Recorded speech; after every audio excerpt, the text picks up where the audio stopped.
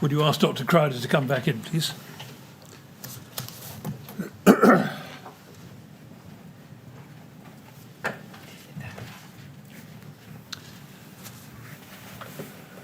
All right, Dr. Crowder, are you ready to carry on? Yes, thank you. Thank you very much. Yes, Ms. Grange, when you're ready. Yes, thank you. Yes, sorry, Mr. Chair, I'm just checking my No, take your time. live link is working. Yes, thank you.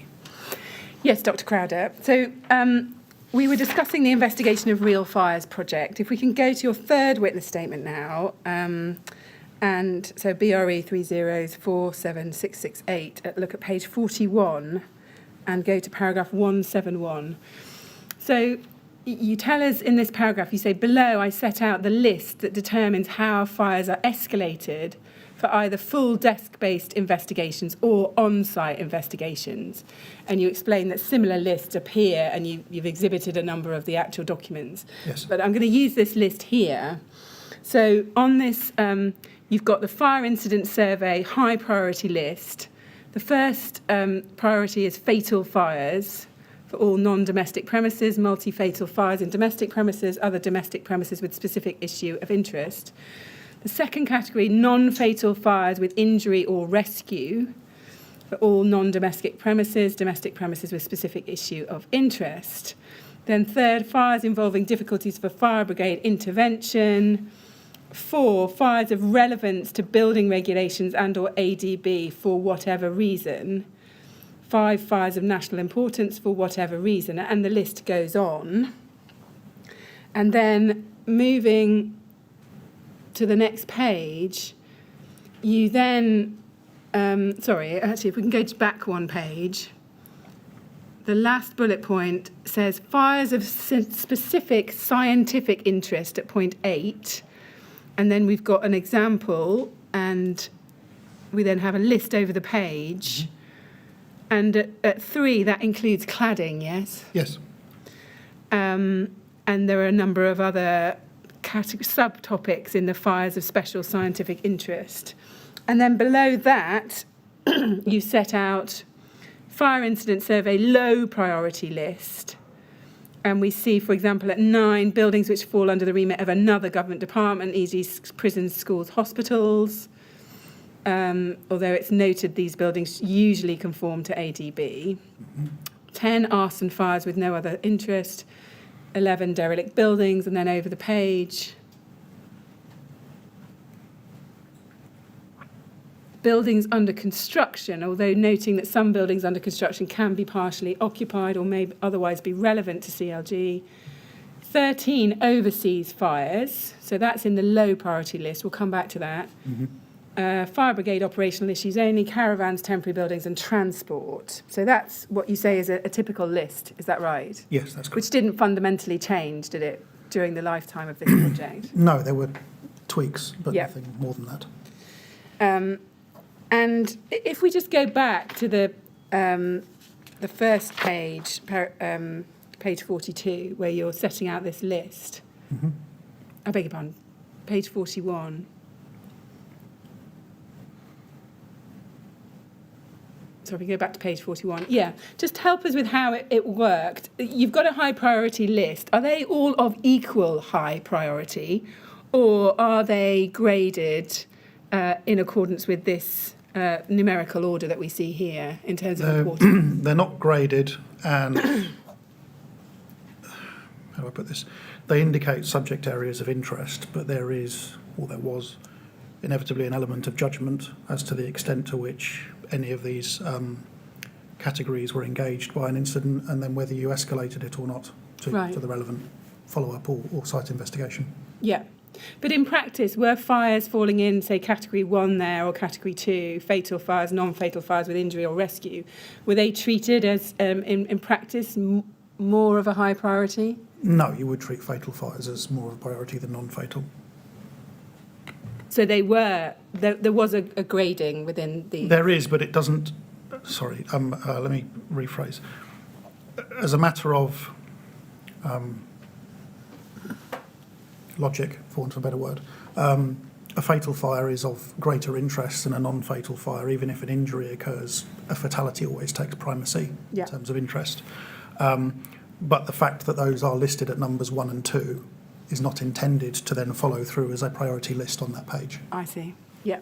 So should we read this list as meaning that fatal fires will always be the most high priority, and the rest are all of probably equal priority? Is that a fair way of understanding it? More or less, but there would be sort of individual variations. But again, yes, let's just say yes.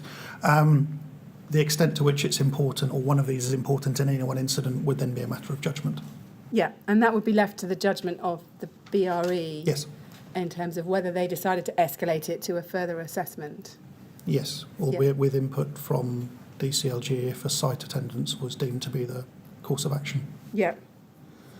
Now, if we look at page 47 of this statement now, in your third statement, in paragraph 184, we'll come back to these fires. You're dealing with the Sudbury House and Taplo House fires. Yes. But I just want to look at a more general point you make here.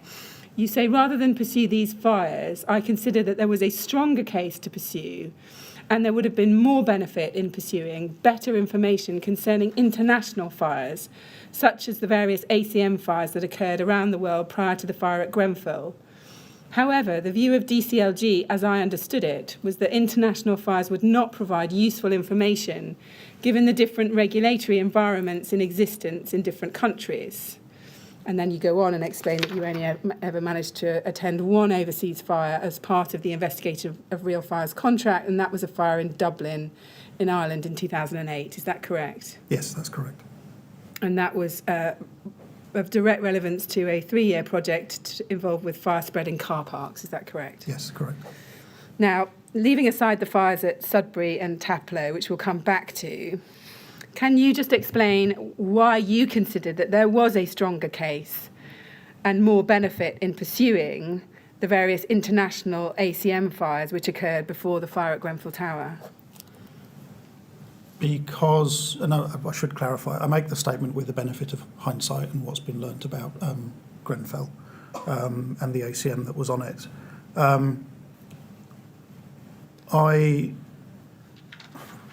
For whatever reason, I wasn't made aware of the use of ACM on high-rise in the UK. I was aware of fires internationally.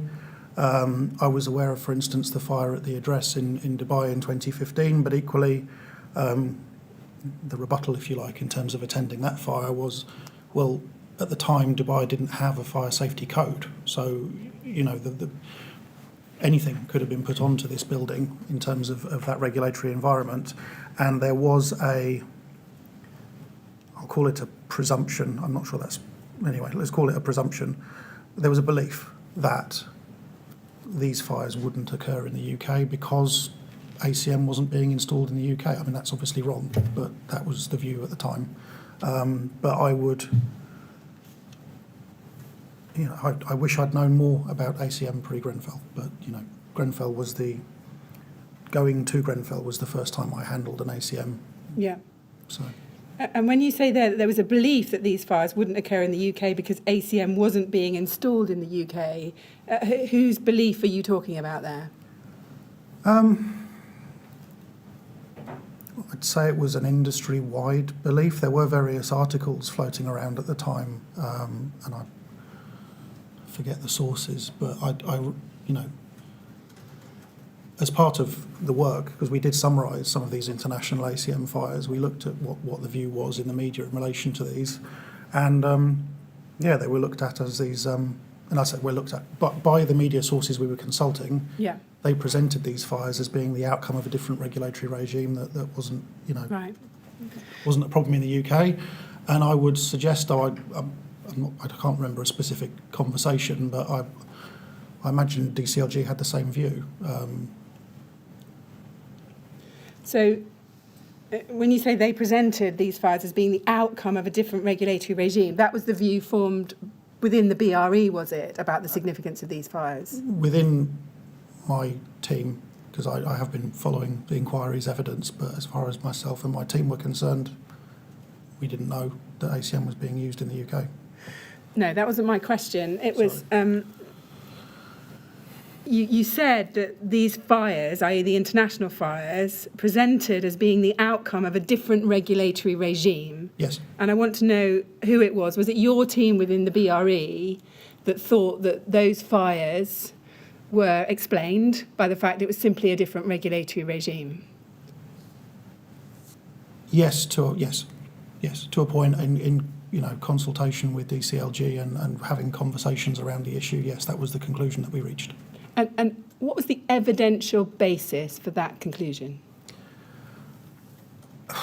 Well, at the time, and I realise it's now much disputed, but the belief was that you wouldn't have PEACM on a building as a result of paragraph 12.7. And I will say, it's not. I didn't put that paragraph under a microscope pre-Grenfell. Obviously, I have since. But there was generally a level of comfort, admittedly incorrect comfort, that the guidance wouldn't allow a PEACM onto a building. So I want to be very clear about this. You're saying that at the time there was a belief within BRE that there was an ACM PE going onto tall buildings because of the language of 12.7. Is that your evidence? Yes, but caveated that I hadn't put 12.7 under a microscope in reaching that conclusion. It was just considering the guidance in the round. We didn't believe that PEACM was being put onto buildings, and I realised that there's other parts of BRE where that's not the case. But and when you say considering the guidance in the round, what do you mean by that? Section 12. Right. So on a reading of Section 12 in its entirety, Yes. you didn't believe that anybody would put ACM PE on tall buildings? Correct. Did you ever do any investigations to find out whether ACM PE was in fact being put on tall buildings? No, that wouldn't be our remit. It wasn't our remit to go and look at buildings that had not suffered fires. So, no, we didn't. Did you understand from the fires in the Middle East that you've described that one of the reasons why those fires developed in the way they did was simply because there was ACM with a PE polyethylene core? Did you understand that at the time? Yes. So the regulatory regime wouldn't matter, would it? What that's telling you is something about how that material performs in fire, yes? Agreed, yes. Right. And you said that you'd had some discussions with MHCLG about this, and the collective view was that this couldn't happen here because ACMP wasn't being used. Who did you have those discussions with and when? I can't tell you when exactly. It would have been around the time of those fires, so I think starting 2015 with the address fire, but that would have been with Martin Shipp, Brian Martin. Martin Shipp and Brian Martin. Right. And was it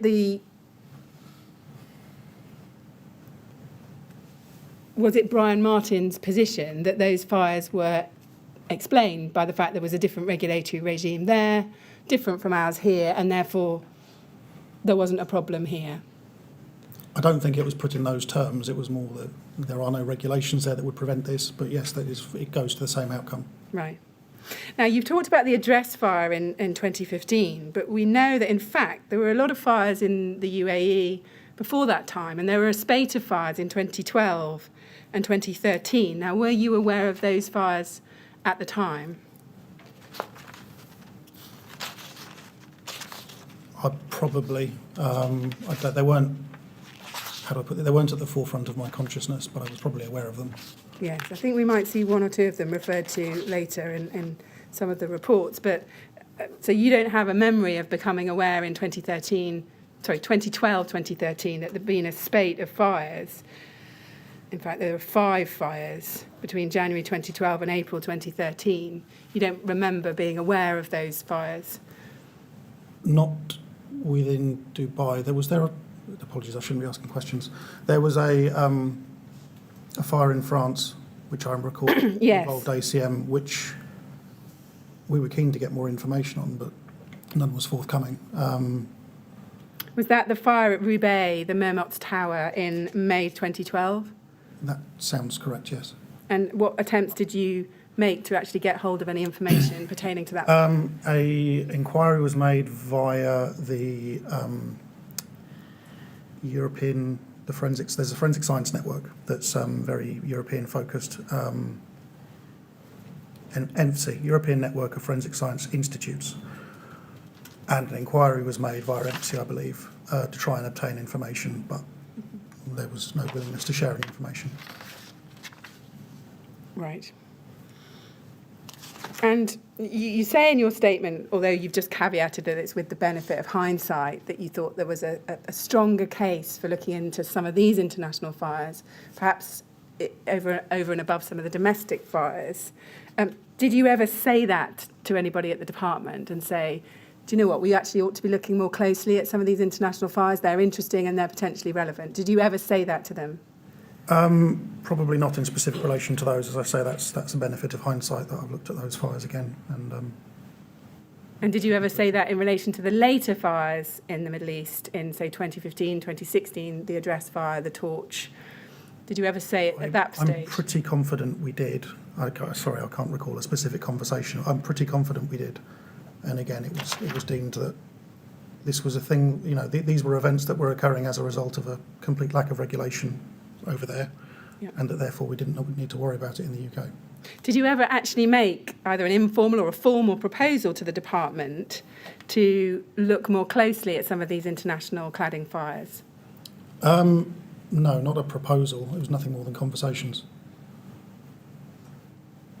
Wasn't that an obvious area that the BRE and the government needed to understand, given the significance of some of those international cladding fires for life safety?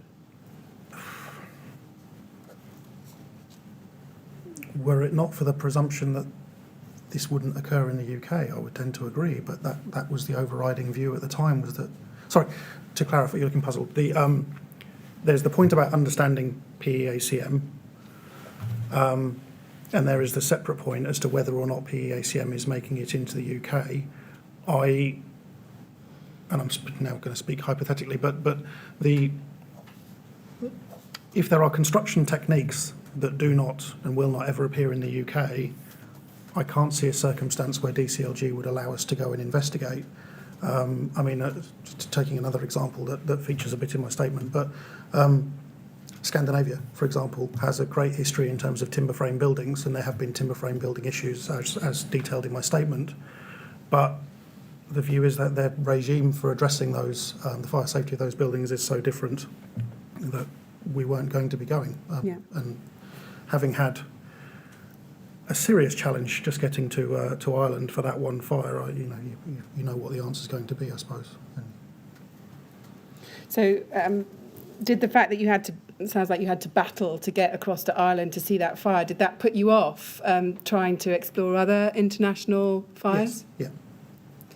And did you ever ask the question of yourselves whether that presumption that ACMPE would not be used here was a correct assumption? Did anyone ever question that? No one questioned it.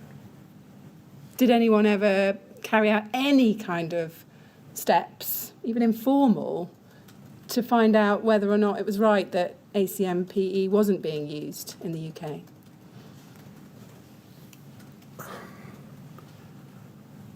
No, but I don't know how that would have occurred. I mean, the picking on the fires at Taplo House and Sudbury House, they are fires, and that they fall within, therefore, the remit of the project, and they were looked at, albeit only as summaries because the cladding wasn't ever involved to a high degree. There was, in fairness, I think, a proposal for an offshoot of the investigation of real fires project to just look at, do a building survey generally, but that was never taken up, and we were not there to look at buildings that had not suffered fires. That wasn't part of what we were there to do and what we were able to do. Right. Okay. I'm going to come back to some more detailed questions about Taplo and Sudbury in a moment, but they were both ACMPE, weren't they? We know that now. To the best of my knowledge, yes. Yeah.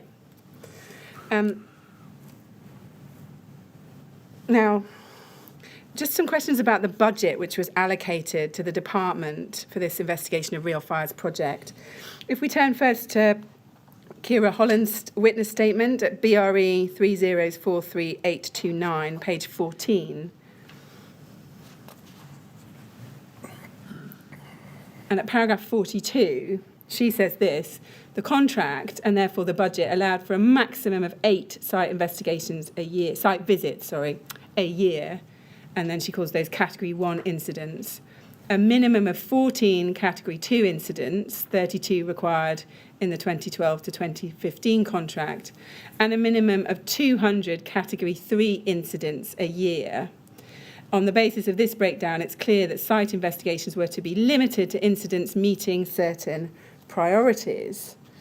And then she goes on, however, if the maximum number of incidents was reached and a major incident of national importance occurred, there was scope to agree a budget to attend such an incident. The main part of the contract was a fixed price over the 3 years. Now, if we look at page 11 of her witness statement and paragraph 37, she tells us, she explains what she's referring to as Category 1, Category 2 and Category 3.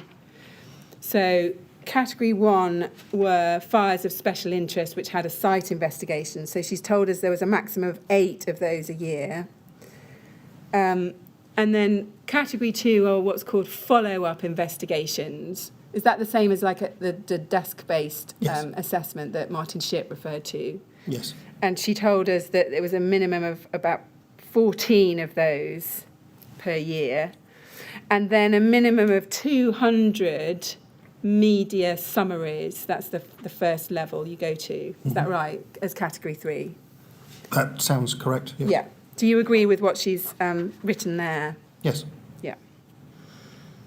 And you tell us in your third witness statement, going back to that, page 44, paragraph 179, you tell us in the first 3 lines, you say that, as previously stated, the budget for investigation of real fires remained around £100,000 per year throughout my employment at BRE up to the fire at Grenfell Tower. Is that correct? Yes.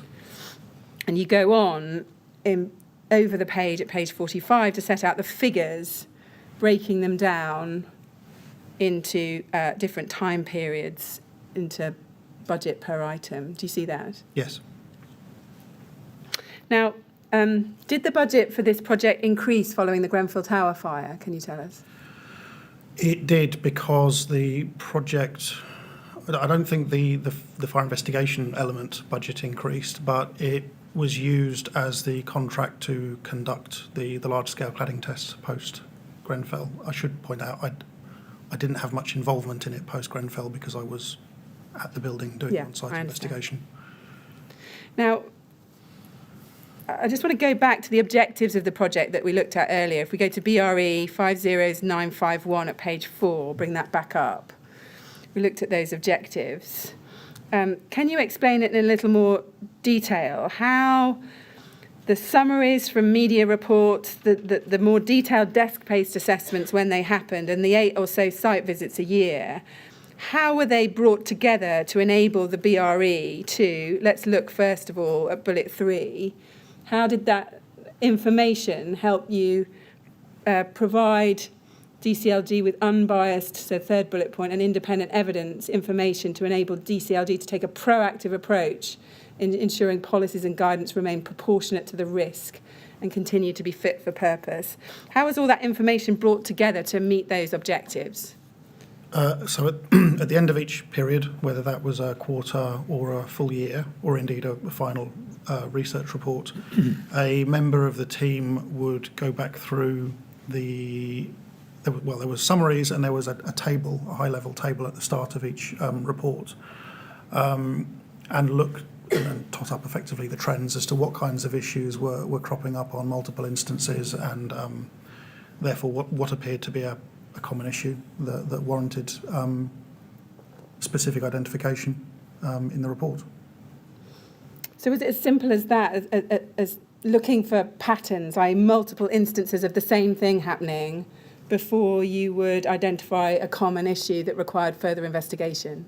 Yes, as a general rule, one-offs weren't treated as a trend. Yes, I'm interested in that. Martin Shipp describes that a number of times in his witness statement and says, well, you can't really tell anything from one incident, but you might be able to tell something from a pattern of incidents. Is that really right, though? Because can't there be exceptions to that, where, in fact, one incident, tells you an awful lot about the regulations, because you might have discovered that they were complied with and yet still something very serious had occurred. Why does it necessarily take a pattern or multiple incidents before a common issue like that is identified?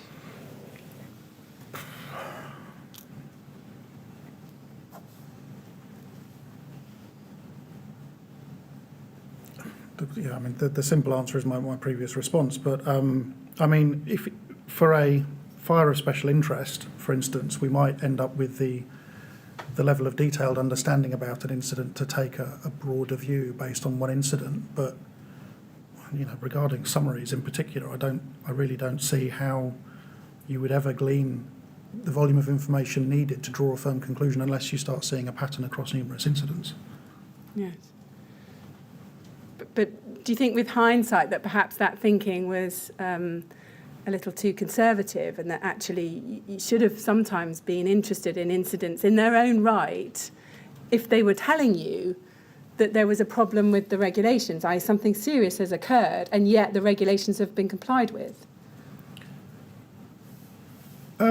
Yes, but I suppose I would respond that you know, at the discussions that we have with DCLG about the fires of special interest, we would invariably have a chat at some point about what's happened, whether we're still at the scene or after we've written the report.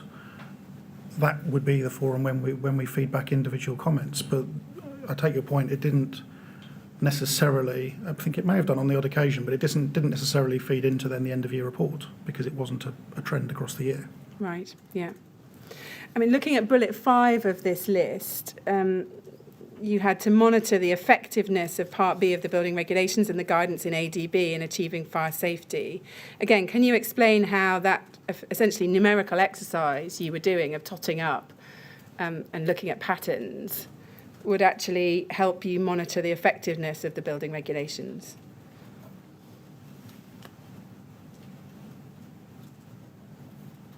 Sorry, I don't follow the question. Could you... Yeah, I'm just interested in how in practice did that exercise you've just described of somebody at the end of the year sitting down and looking for multiple instances of a problem, how did that in practice, it's an open question, how did it in practice help you monitor the effectiveness of the building regulations and the guidance in ADB? Well, if an issue crops up over and over again, you know, it points to something being endemic, that is, you know, lots of people are getting confused by something or failing to deal with an issue. And at that point, it becomes clear that you need to respond to it and act accordingly. Yeah. And what about bullet 10, the penultimate one we looked at, identifying and indicating areas for research or potential changes to Part B, ADB? How does that numerical exercise help you with identifying areas for research? Well, it's the same point. It arises from when an issue becomes endemic. I mean, one example, well, a couple of examples, so that the cable supports research that was undertaken was as a result of multiple reports of cables dropping down, entangling firefighters, and the various, you know, particularly tragic incidents where firefighters lost their lives. And similarly, we did a project in relation to soffits under the eaves of roofs as a result of trends in the data. So I see. The same principle applies, yeah. But you then follow it on and say, well, we think we need to look at this in more detail to understand why it's occurring. But isn't it possible that one of those incidents could tell you something really significant about the failure of the regulations? If you've got one incident where a firefighter was tangled in cables that had fallen down from the ceiling, why do you need any more incidents to tell you that that's a problem? And when you then identify that it's not dealt with in the regulations, why doesn't that one incident then trigger that kind of further research or investigation? I think we're drifting into policy decisions, but which aren't for me to make. But how do I put this? There was a view, I think, from government that, you know, one-offs, you don't rewrite all the guidance and the regulations for the sake of a one-off, even if it's a tragic one-off.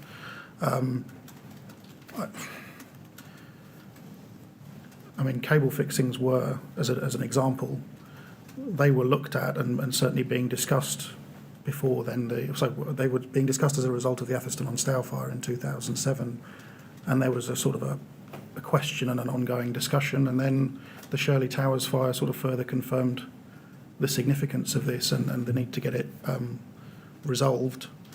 And I suppose, I mean, I'm supposing, but there's an element of willingness to fund this activity, that if you start, if we, don't get me wrong, more things to do and more research is what I'm for, but if we start following up every individual fire with a research project and think that is a cost decision for government to make as to what they want to spend their resources on. Sure. We had a scope to follow and we followed it. Yeah, I understand that, but I'm interested to know whether or not you, as a fire investigator, thought that you ought to tell government that waiting for an incident to happen more than once before looking at the regulations or guidance which had led to it was not necessarily a good approach.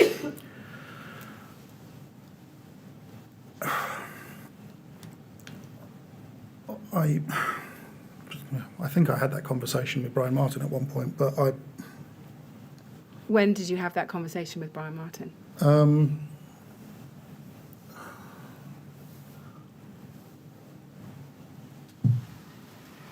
Probably around the time of Shirley Towers. Sorry, it's difficult to say, but that would be 2010. Okay. But this goes back to the point that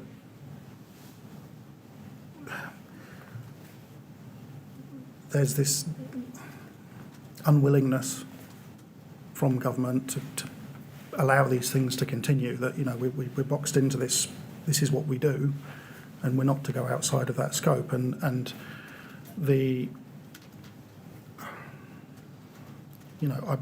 I'm keen to learn from every incident. That's why we write up the fires as special interest reports. The findings are there. Whether or not government decide that it's significant enough for them to start dealing with policy, that particularly post 2012, that fell into their remit and not ours. And they were losing interest in policy, I think, before the new contract. Well, hence I think it was a response to a policy recommendation we'd made that wasn't very welcome. So. Right. Yeah. Let's just look. I think you summarised this at paragraph 177 of your third witness statement on page 44. If we could go back to that.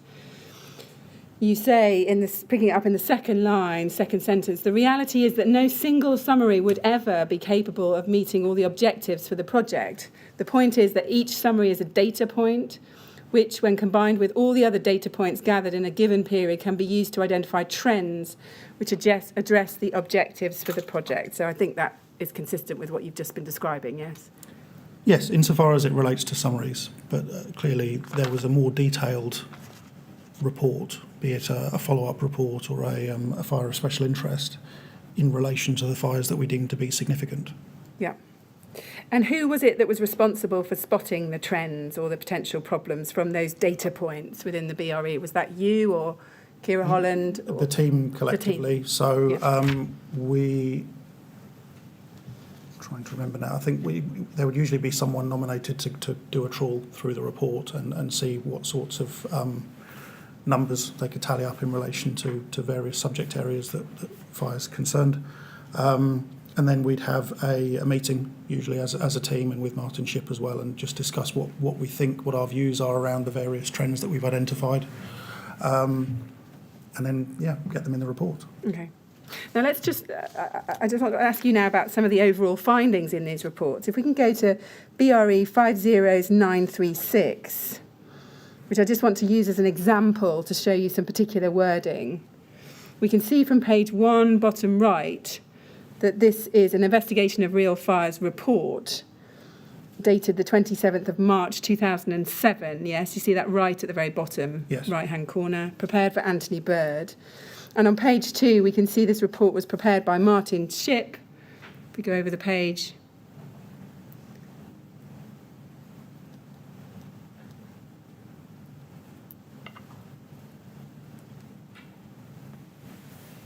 Are we okay? I think something's frozen in the system.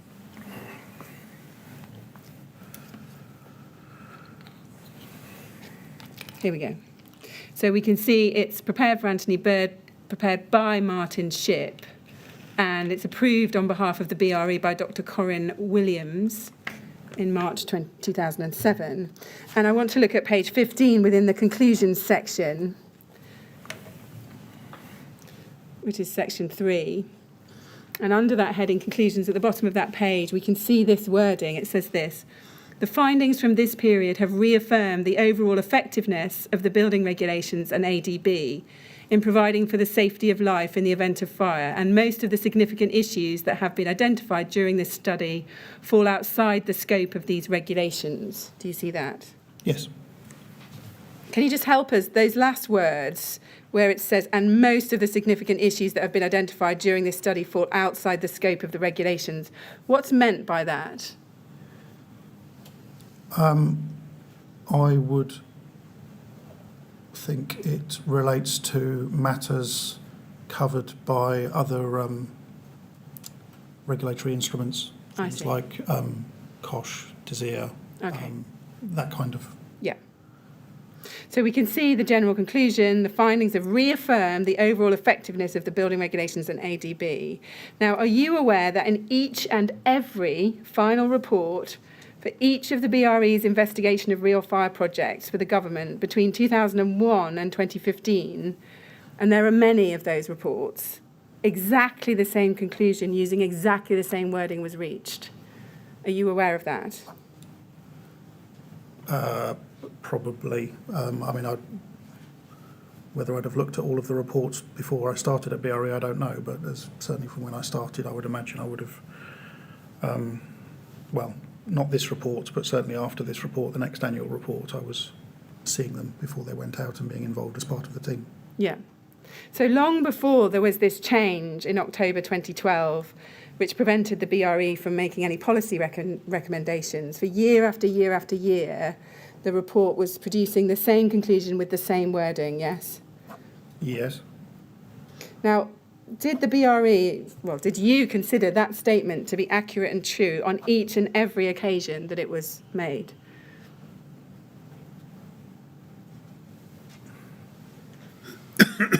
Insofar as it confirms the overall effectiveness, yes, but I don't think that detracts from the fact that there were issues within. So there's, how do I put this?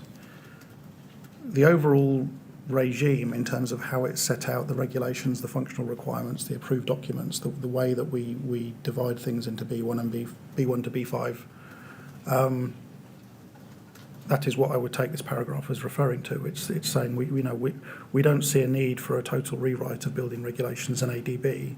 However, and then what follows on is then the specific findings in relation to certain subject areas. Right. If that's what it meant, it could have been a lot clearer, couldn't it? You could have said, we don't see a need for a fundamental rewrite, but there are issues and here they are.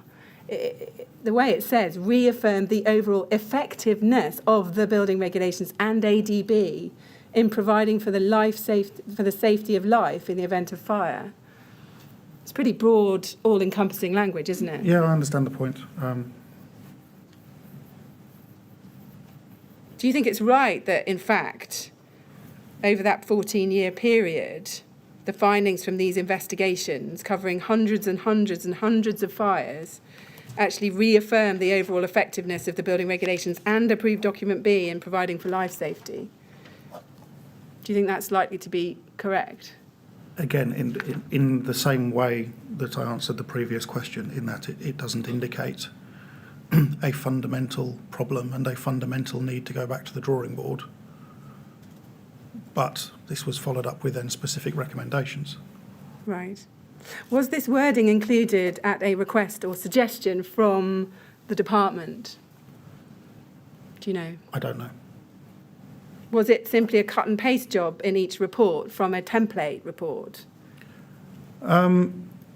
I would imagine previous reports were used as a starting point for subsequent reports, given they all followed the same format. Whether this paragraph was cut and pasted, if it's the exact same wording, then it stands to reason it probably was cut and pasted, and the author or the person concluding that it needed to be in there, took a view that it was still the appropriate wording.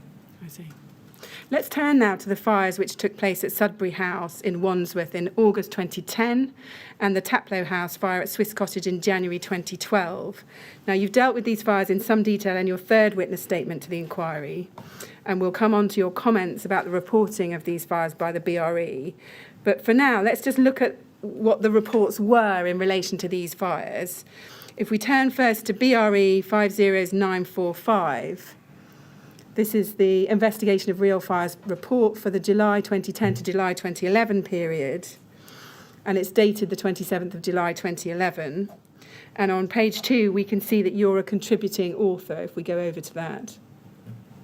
So yes. There we can see it's prepared for Brian Martin, and it's prepared by a number of individuals, and you're the second name mentioned there. Yes. And it's been approved on behalf of the BRE by Dr. Corinne Williams. If we go to page 33,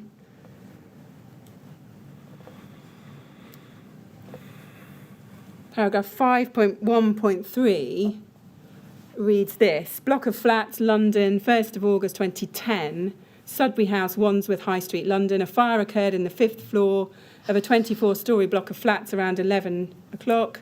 A man, presumed by BRE fire and security fire investigators to have been in the flat of origin, was suffering from smoke inhalation and was rescued from the 5th floor, and another person was rescued from the 3rd floor.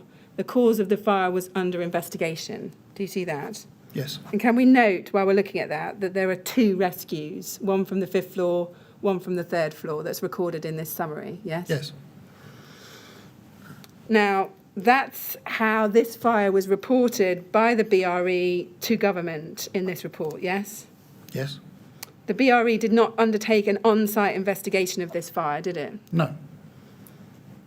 This was a summary-only situation, wasn't it, where from media reports that short summary was prepared, yes? Yes.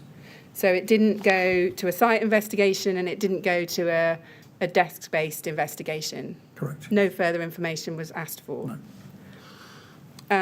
If we can turn to some images, ARC 50234 on page 2. Now, the Sudbury House image is at the bottom. You can take it from me. This is Sudbury House after the fire, and I'm going to come back to some more images in a moment. Mm-hmm.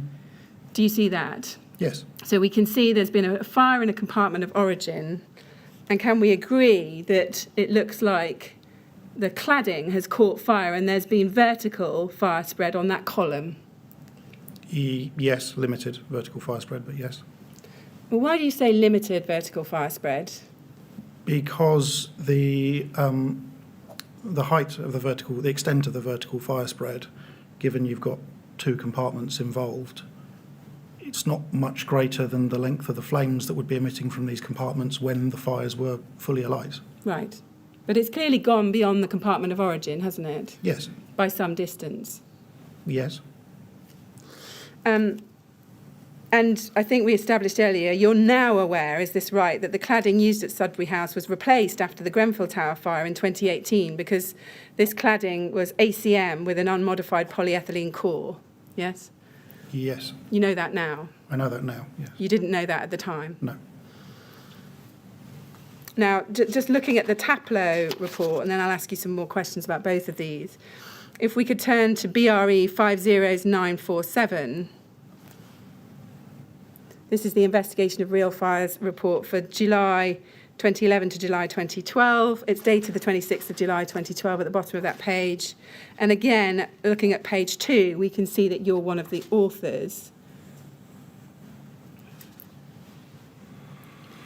It's prepared for Brian Martin, and you're one of the first authors there, yes? Yes.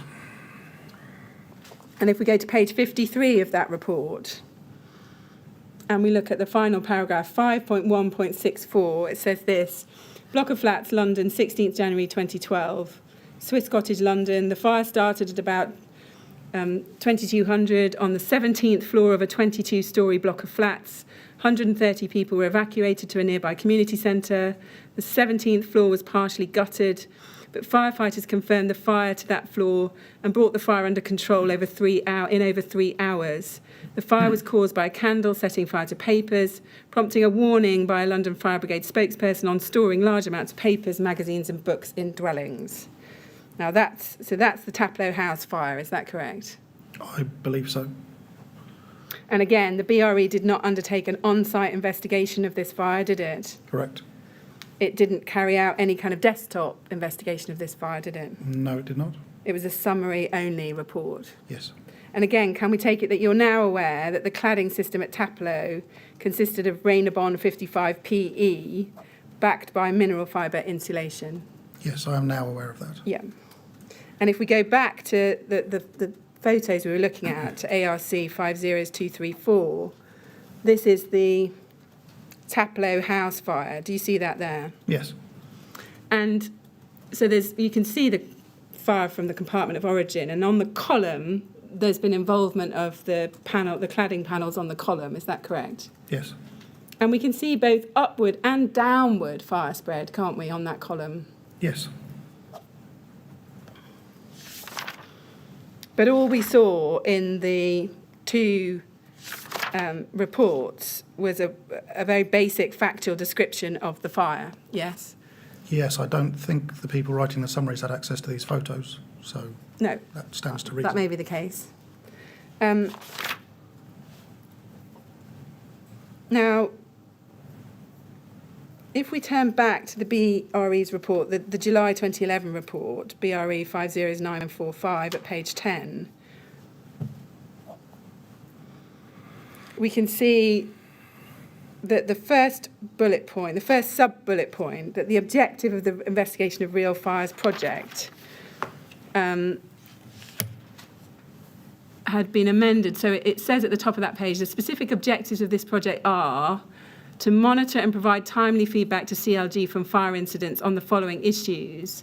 And the first one is the effectiveness of Part B of the building regulations and the guidance in approved document B in achieving its fire safety objectives, with particular consideration of the impact of the 2006 revisions. Do you see that there?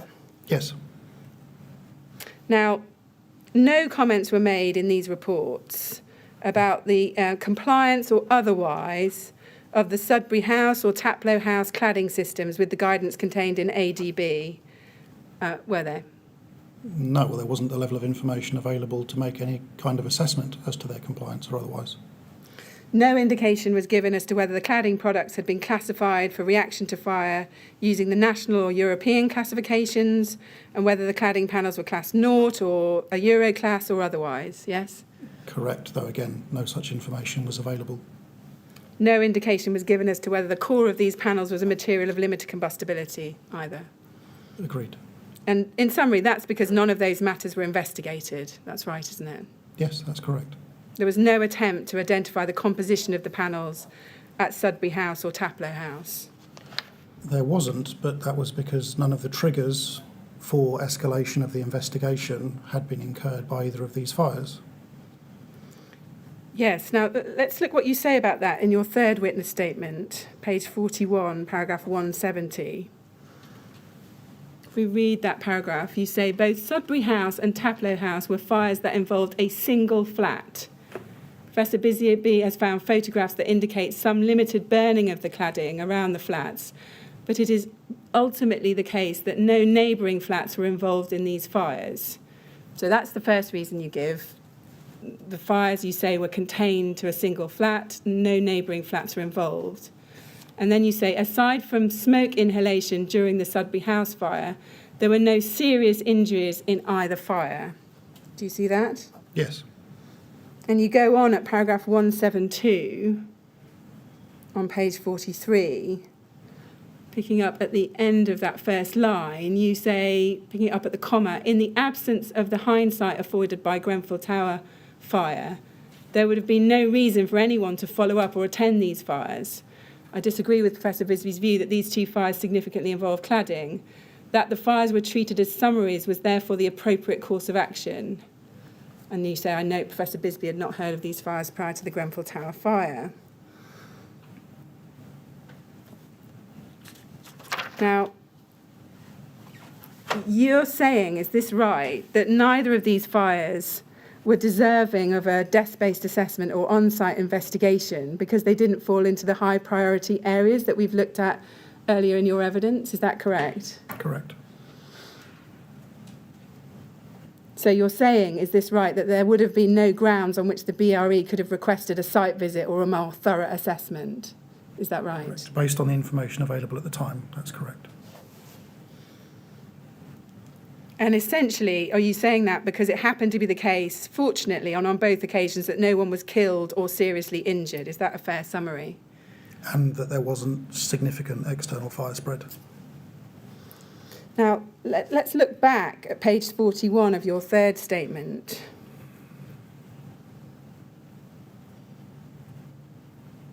There you've got the high priority list. Can we look at point 2 under the high priority list? You've got there non-fatal fires with injury or rescue. Do you see that? Yes. So I appreciate you're saying there was just smoke inhalation in the Sudbury House fire, but 2 people were rescued, weren't they? Yes. And that's recorded in the BRE's summary. Yes, but it's also recorded in relation to dozens of other fires that only remain summaries. So can you explain why the fact that somebody's been rescued, 2 people have been rescued from Sudbury House, didn't trigger this high priority list and wasn't deserving of at least the next stage of investigation, a desktop assessment? Because that would have been the judgment reached by the person writing the summary. As I said, these were not absolutes in terms of whether or not to escalate. They were a series of subject areas to consider, and the relevant person would make a decision as to whether or not it warrants escalating. Right. But I mean, the information that's recorded about Sudbury, it tells you so very little. How could a person make an informed assessment about escalating any further when there's so little in the summary itself? I understand the point you're making, but that goes to the heart of the contract. The same is true of all the others, hundreds of summaries. That simply wasn't achievable within the resources that were available to the project. So even there it says non-fatal fires with injury or rescue, and that's in a high priority list. Are you saying that there might have been lots of fires where people were rescued and nobody looked any further? There were, but they would have been in domestic premises such as blocks of flats. And we're interested in non-domestic premises or domestic where there's a specific issue of interest. It is, unfortunately, it's not uncommon for people to be rescued from blocks of flats. Again, this has been the subject of a lot of debate post-Grenfell, but the project simply could not resource, and I don't think was intended to resource, every single rescue in a fire being physically followed up or attended. I see. So was the fact that this was a high-rise block not a factor that might make it potentially of more interest and more importance, given that fire safety in high-rise blocks of flats is more of a It would, issue? depending on how the other factors come together. The simple fact that it's a high-rise block in and of itself doesn't, ring alarm bells, particularly if the fire is confined to the flat of origin. Then it's a fire in a home, it's confined to the home, life goes on. The building regulations, and I realise this is potentially a sensitive subject, but the building regulations, as I understand it, and this is again conversations with DCRG, that if a person stays in their home with a fire, if they fail to escape their home, there is an acceptance that they're probably not going to survive that fire. The point is, in high-rise buildings, as with a street of houses, while we may accept uncomfortably that people will die in their home if they stay in the fire stay in their home with the fire, we don't expect the neighbours to be affected. And I don't see, in terms of the information that was available then, and again, absent these follow-up investigations that have been done, there wasn't anything that indicated these were more than that. There was a bit of involvement of the fabric of the building, but it's not a cladding fire in the way that Knowsley Heights or Irvine or even Lacanal were, it is a fire largely confined to the dwelling of origin. I see. Just coming back to what the purpose was behind this project, did you ever tell the department and government that it was simply not achievable to make a proper assessment of whether or not to escalate these fires under that contract? I mean, isn't on one view the whole premise of it flawed, because you're looking at it at such a summary level from these media reports that you have pretty much no information on which to know whether in fact you ought to be escalating?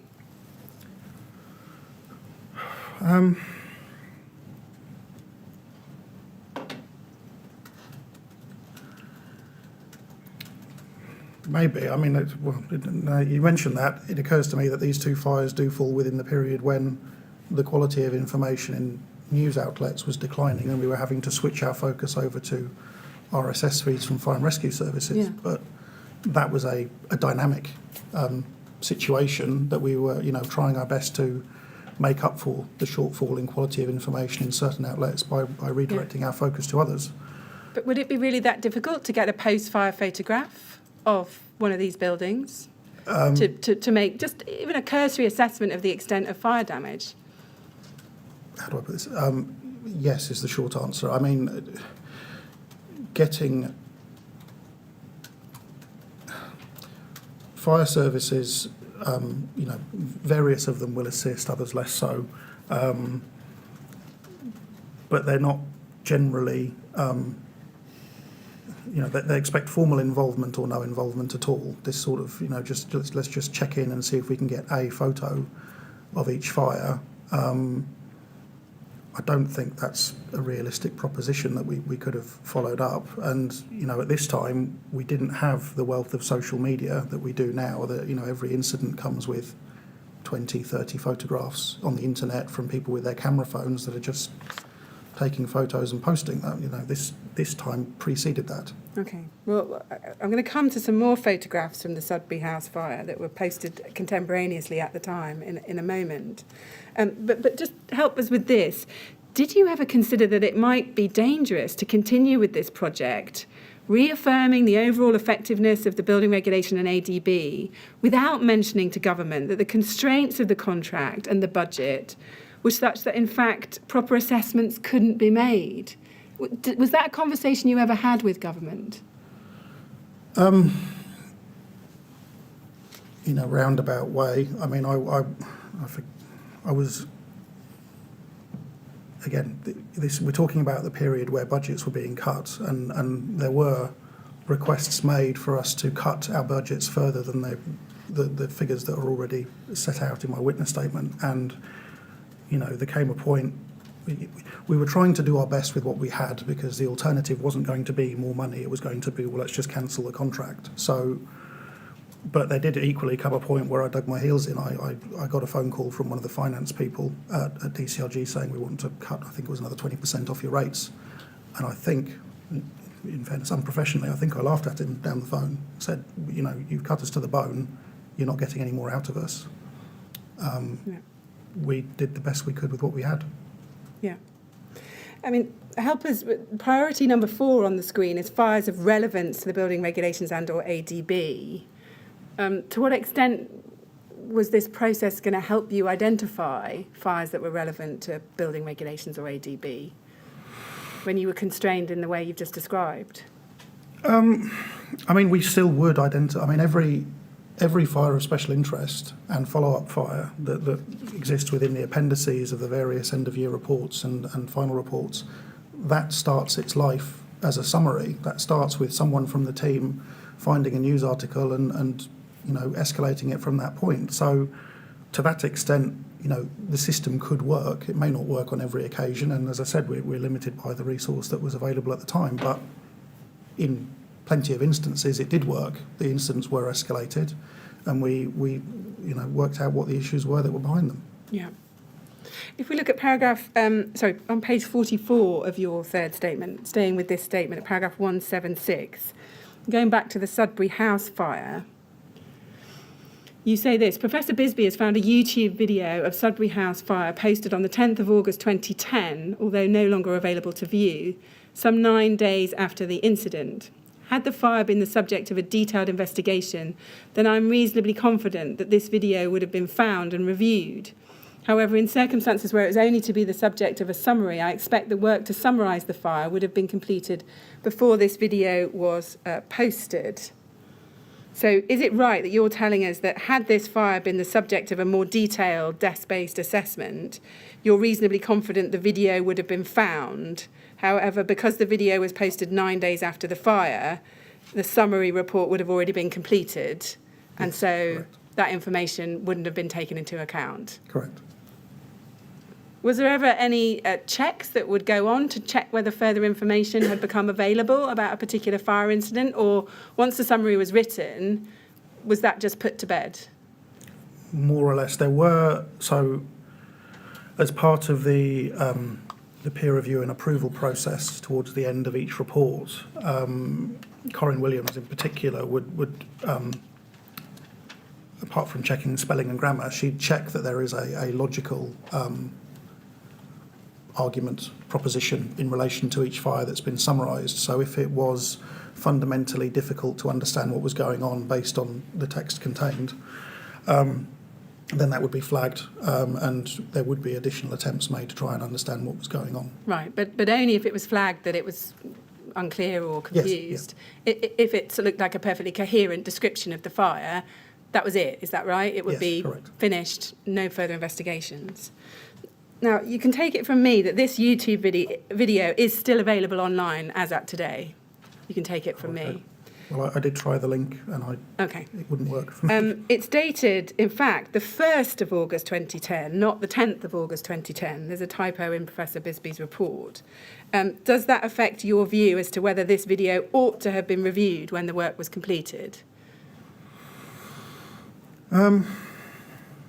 So you're saying it was uploaded on the same day as the fire? Is that what? It's dated, well, the video, all we can tell you is it's dated the 1st of August 2010. Just assume for a moment that that's right.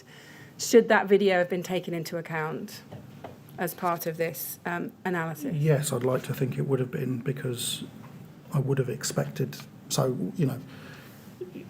it shouldn't have been the case that anyone writing summaries would merely stop at the first news article they found. They should have checked Google, for instance, and seen if there was anything else to flesh out the content, albeit from the media sources. Yeah. Well, the description in this video states Sudbury House, Wandsworth High Street. Let's look at some stills from that video. We can see it at INQ 3015117. So here we've got some stills from this YouTube video. This one's taken 1 minute 30 through the video, and you can see there's been some pooling of molten material on the floor. Can you see that? Yes. If we go on to the next page, we can see there that there's clear vertical flame spread going up that column. Can you see that? There is there is flaming around the column, yes. Yeah. And then if we go to page 3, before we leave that one, go back. If we go to page 2, There's also, to some extent, it would appear it's going down the column. Can you see that? Sorry, I can't. Where do you mean? Next to the smoke, it looks like there are flames. Well, it's hard to tell, but it looks like there's flame going up and down that column. Do you see that? You mean the lowest point of flaming that's visible? Yeah. I wouldn't agree, because it's more than, it looks around halfway up the window, so that's not necessarily a sign of flame going down. Okay. That could just be the level of the neutral plane in the compartment fire. And then the next page, page 3, there Yes. we can see that's clearly advancing up that column, isn't it? Yes. And then at page 4, what we can see is that because of the location of this fire, the firefighters managed to get directly opposite it and extinguish it. Do you see that? Yes. And that explains, or potentially explains, why the fire didn't progress further than we saw in the post-fire damage photo, yes? Yes. Now, do you agree that that information really ought to have been picked up and referred to in this investigation of real fires report?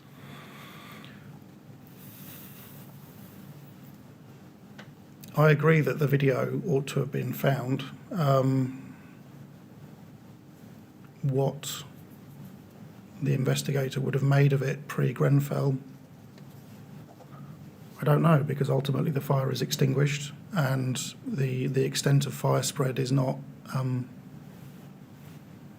it's not particular. It is a decent sized fire, but compared to the sorts of fires that we typically investigate, it is not a huge fire. It is not a very large fire.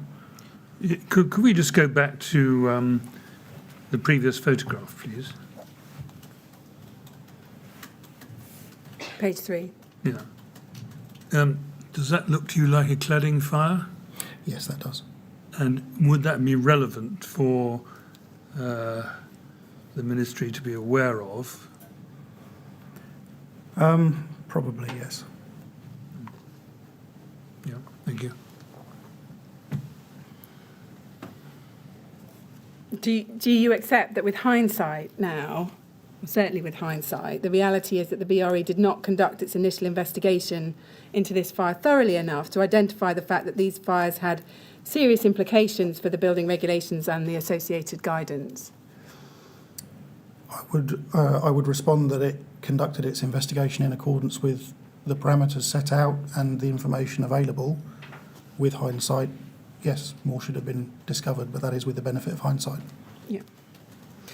Now, you tell us in your witness statement that the work of this Investigation of Real Fires project, and you've said it a number of times, needs to be seen in the context of the budget that was available, yes? Yes. And we've already talked through what the budget was and that it didn't increase from about £100,000 a year from 2006 to 2017, yes? Yes. Presumably the cost of carrying out the work increased over that period, did Yes. it? And there was no corresponding increase in the budget at any stage? Well, the budget fluctuated, as you can see from the table in my statement, but certainly towards the end it started to reduce again when there was a particularly strong view from government to try and reduce those costs. Did you consider the budget to be insufficient at any stage?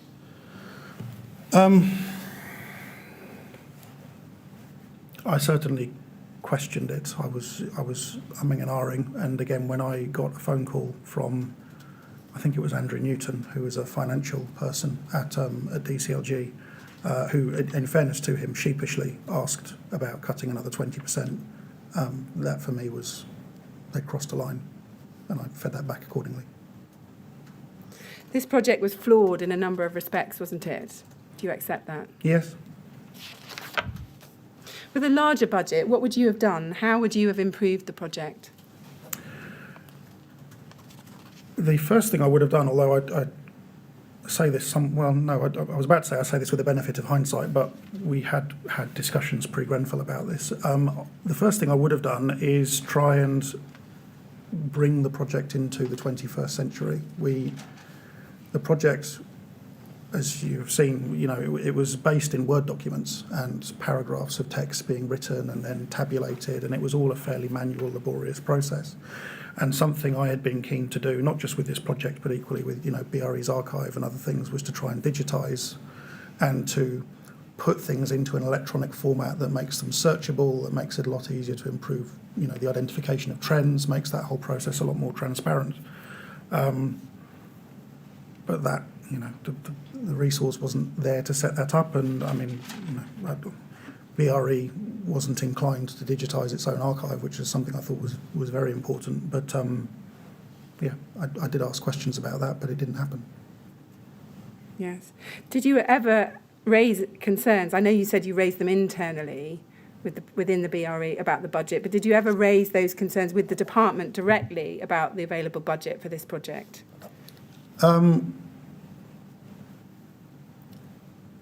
I think I probably made the point a few times to Brian Martin that he was getting incredibly good value for money. And then again, that conversation with Andrew Newton, I thought what they were spending on this, they were getting a lot. And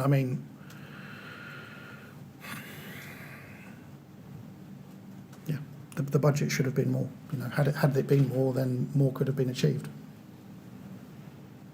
And you told the government directly, did you, that the budget needed to be more? I don't think I put it in those terms. It was in the value for money sort of proposition, probably put slightly flippantly, but I'm sure I made that point once or twice. Did you consider that the budget and the contractual arrangements to be sufficient to monitor and report on the effectiveness of the building regulations and ADB?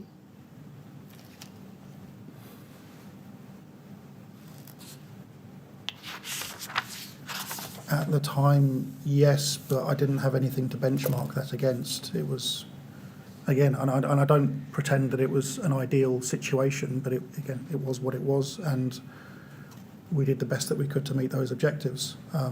Again, hindsight's a wonderful thing. Yeah. What do you consider that this project did actually achieve? It achieved some things. I mean, it did result in changes to, well, not since my tenure, because the CLG didn't make any further changes to ADB, but there were changes, I understand, to ADB prior to my tenure where things that were discovered under the project did ultimately make their way into ADB. In terms of my tenure, there were the changes that made their way into the wiring regulations, both dealing with cable supports and then consumer units. And, you know, in terms of things that really and truly government should have done through updates to ADB, we addressed as best we could via dissemination. You know, the government view was that it's for the industry to lead the way. So we, how do I say, not followed that, but if that's the only way that we could affect change, then we did the most that we could to try and disseminate and see whether the industry would actually pick up on these things and act accordingly. Hence the large number of presentations in my first witness statement. Right. Obviously, I would have preferred, particularly now, for ADB just to have been updated, but we tried to disseminate as best we could. I see.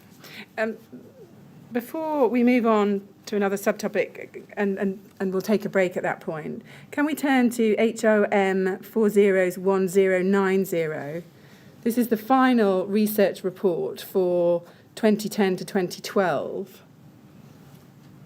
It's dated, we can see in the bottom right-hand corner, 26 July 2012. And if we go to page 2, it's prepared for Brian Martin, and you are the second author that's named there in the list after Martin Shipp. Yes. And this is the report, the end-of-year report, which covered the period during which you reported to government in respect of the Sudbury House and Taplo House fires. Now, if we go to page 21, there's a list which begins, there have been a number of incidents where fire spread has been an issue. And then we can see at the penultimate bullet on that page, it says 2 fires, 1 overseas, have involved fire spread up external claddings. These demonstrate the value of the additional recommendations in ADB. Now, first of all, can you tell us can you help us or remember which fires this comment is intended to refer to? I'm sorry, I can't. We can't work it out from this report, so... No, I'm not surprised, but no, I'm sorry, I can't help you. You say you're not surprised. I'm not surprised that you can't work out which fires feed into this. Well, why isn't that stated in the report? I don't know. Should it have been? Should those fires have been identified?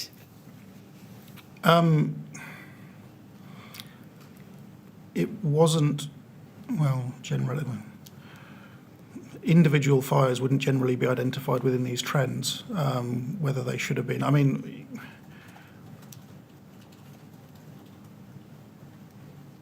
having just said what I said, I mean, I would like to think that they're in there somewhere, but it is, you can see why it's not easy to find them from that statement alone. Yeah.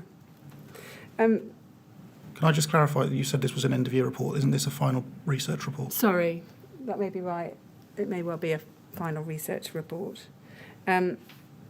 What does that final sentence mean? These demonstrate the value of the additional recommendations in ADB. So all that's said is 2 fires, 1 overseas, have involved fire spread up external claddings. Then these demonstrate the value of the additional recommendations in ADB. What does that mean? I don't know. Can you help us with what additional recommendations in ADB? I mean, you're one of the authors of this report. I am, but I wouldn't necessarily have drafted that text. No,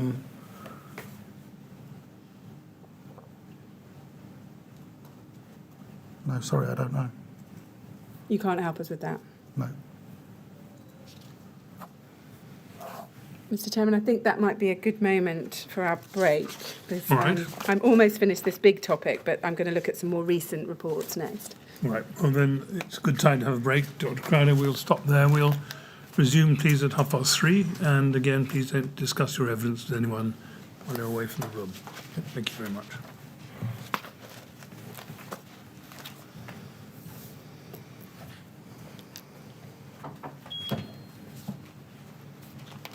Thank you very much. 3:30, please. Thank you.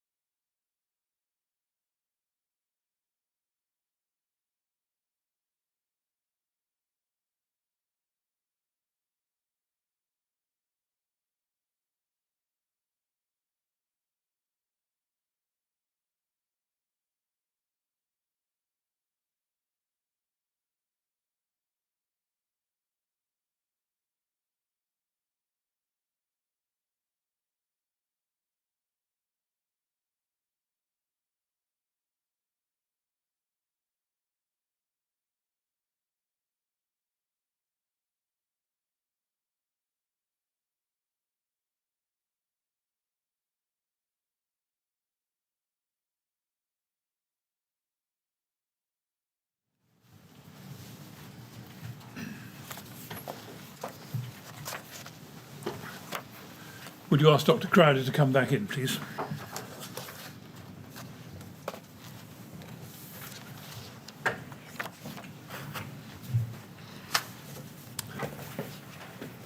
All right, Dr. Crowder, are you ready to carry on? Yes. Thank you very much. Yes, Ms. Grant. Thank you. Yes, I just want to look at some of the more recent reports in time in terms of this investigation of real fires project. And if we go to 2017 and look at BRE 50959, this is the end of year investigation of real fires project, end of year report, we believe, dated the 30th of April 2017.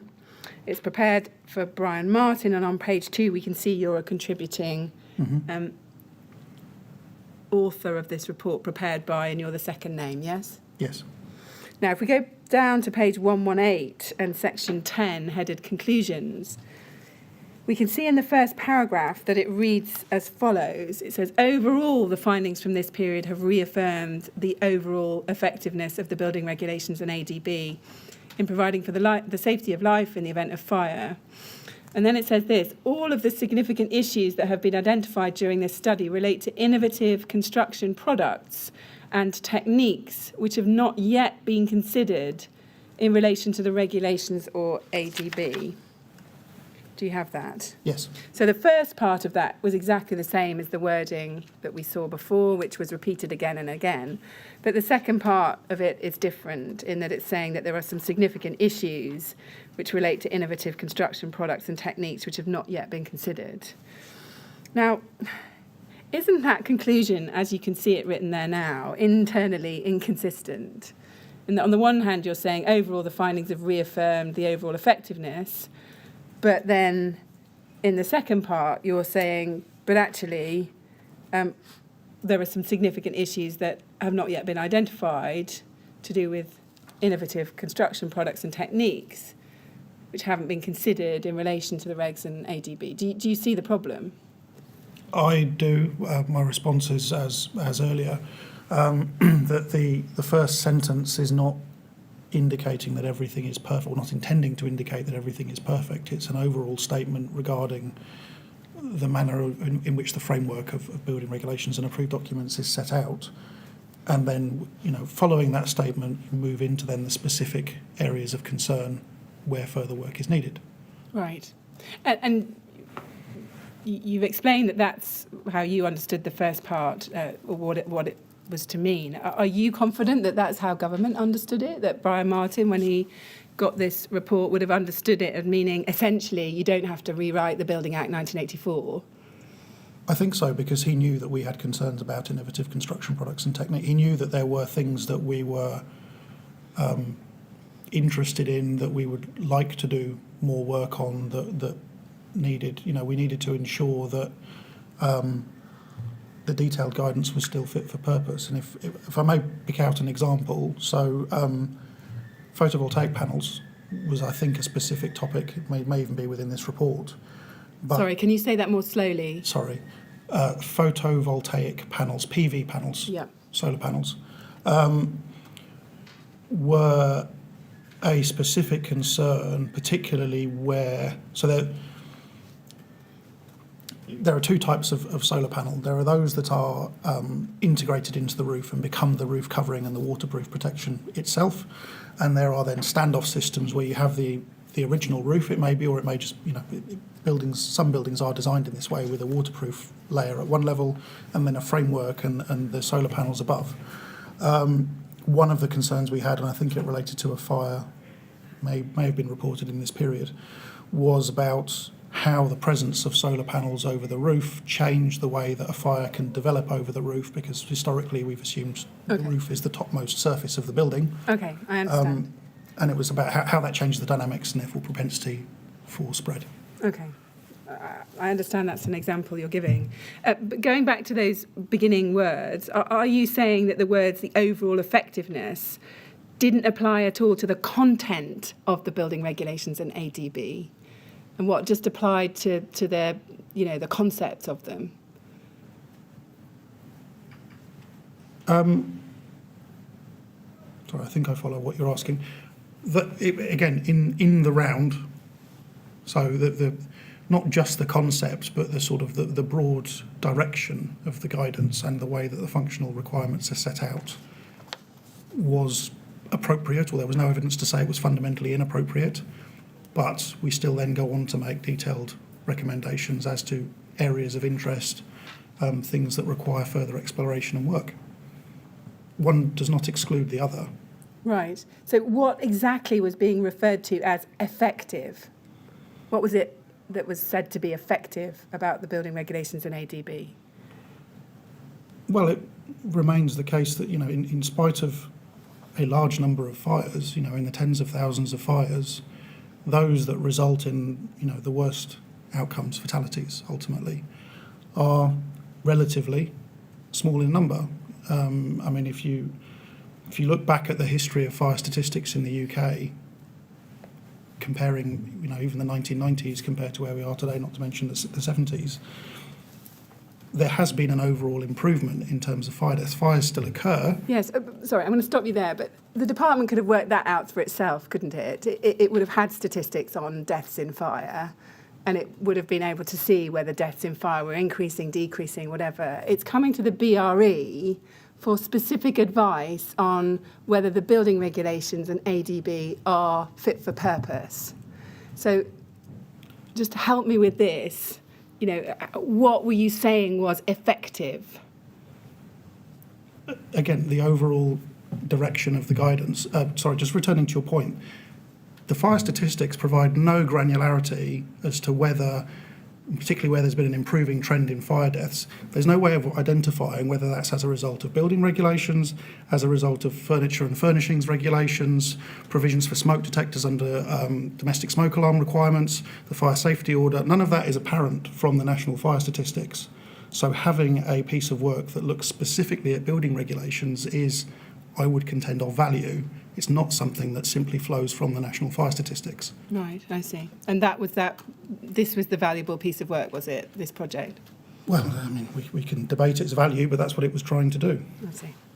Now, going back briefly to the topic of international cladding fires, if we look at page 111 in this report, at paragraph 6.14.6, we can see there's a report of a high-rise residential block in the United Arab Emirates on the 20th of July 2016. Do you have that? Yes.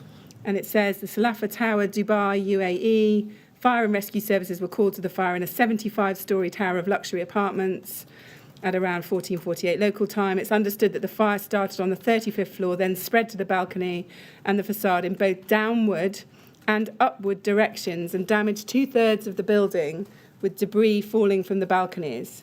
The whole building was evacuated as well as the surrounding buildings. 3 people, including a pregnant woman, were taken to hospital to be treated for smoke inhalation. The cause of the fire was under investigation. And then if we go to page 113 and to paragraph 6.14.17 towards the bottom of the page, we can see that there's another high-rise residential building, Dubai, 12th of December 2016.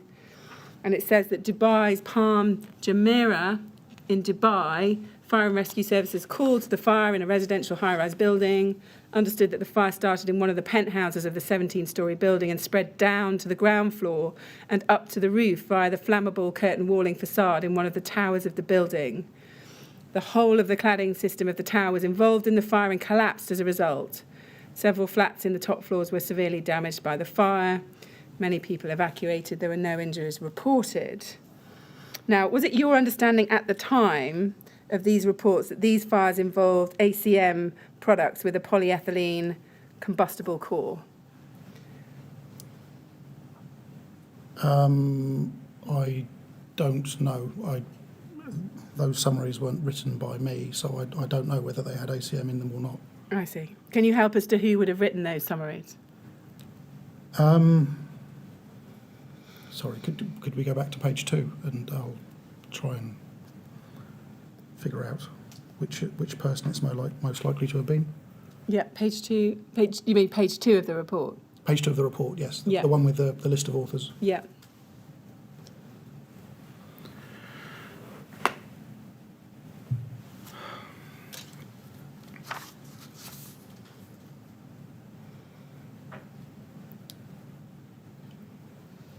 I can't say for certain, but it would. So looking at the list of names, there was a rotation, certainly between Yassine Ghelem Allah, Robert Lucas, and Sean Taylor, who were graduates on rotation at various times within fire safety, possibly fire investigation.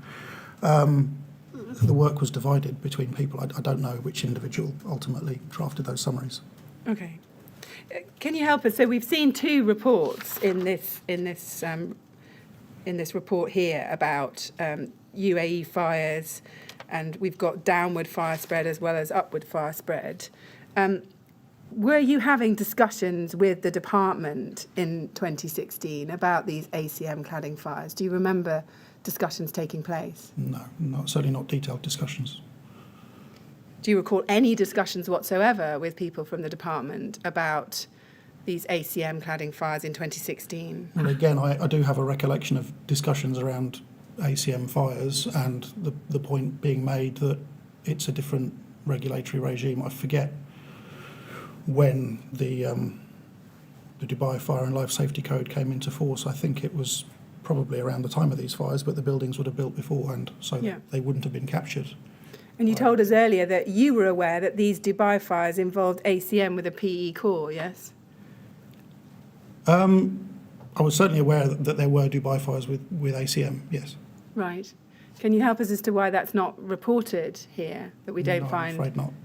We don't find it being said in any of these reports. By the way, either these fires or other fires in the UAE at this time have got ACM PE involved. You can't help us as to why that's not said. Now, despite the occurrence of external spread of fire in the two examples we looked at, the involvement of the cladding systems, the observation of burning debris in these fires, there is no mention in the end-of-year report for the period April 2016 to March 2017 to the fact that external downward fire spread is a matter of some potential significance in terms of public safety. Can you explain why that is? Sorry, would you mind repeating that question? Yeah, there's no, despite the fact you've written up what happened in these fires and it's recorded that there's been downward fire spread. Yes. What we don't see in the end of year report is downward fire spread being flagged up to the department as a potential topic of interest that needs looking at. Why is that? I don't know. Was that because no one had kind of realised the potential significance of it? Someone had realised the potential significance of it but didn't think the department needed to have it flagged to them? Can you help us on that? No, sorry, can I just check? The date of this report is 30th of April 2017, not 2016. Is that correct? I just see the signatures dated April 2016. Yes, it says end of year report, April 2016 to March 2017. The approval date is 30th of April 2016. Go back one page. Let's go back one page. It says on the front page, 30th of April 2017. Do you see that? Yes. I think there's an error, isn't No, there is an error. on the signature page. The reason why I raise it, and I apologise in advance, it's not going to be very helpful to you. I was on paternity leave for most of April, so wouldn't have been involved in finishing this report. Can we look at an email chain that you are involved in? If we go to CLG 1000811, here we have it. So it's quite small print, this, and I want to... so this is an email chain between Martin Shipp, Brian Martin, from March 2016, into which you and Kira Holland are copied. And if we look at the very first email at the very bottom of the chain on page 1, there's an email dated the 29th of March 2016, sent at 9:08 in the morning. And it's from Martin Shipp to Brian Martin. We can see you and Miss Holland are copied. And it says, subject, Amjam fire, huge blaze hits UAE residential towers. And it begins with a link to a BBC News report. And then we can see it says, the fire struck one tower in Amjan Emirate, north of Dubai, before spreading to an adjacent block. And then he's put my emphasis. And the words before spreading to an adjacent block are in bold. And then he asks a question, is this a first, Martin? Do you see that? Yes. And then Brian Martin responds at 9:36, immediately above that. Again, you're still copied in. And he says, Great Fire of London, question mark. And then moving up the chain to the next email, Martin Shipp responds at 9:41. Oh yes, I'd forgotten about the tower blocks in 1666 London, exclamation mark. And then in parentheses he says, I'm not suggesting this is a world first for fire spread between buildings, just occupied something tower blocks. Modern, I'm sorry, the screen's a little bit blurry. Just occupied modern tower blocks. And then Brian Martin responds above that, and he says, only kidding, smiley face. Yes, it's a first as far as I'm aware. Looks like it's the same stuff as Dubai. And then finally, in the top email of the chain, Martin Shipp responds, I know, smiley face. Sarah thinks it's burning debris landing on balconies. I know Grant Lupton in the UAE and have emailed to ask for more info. And then there's a link provided, another link in relation to the fire.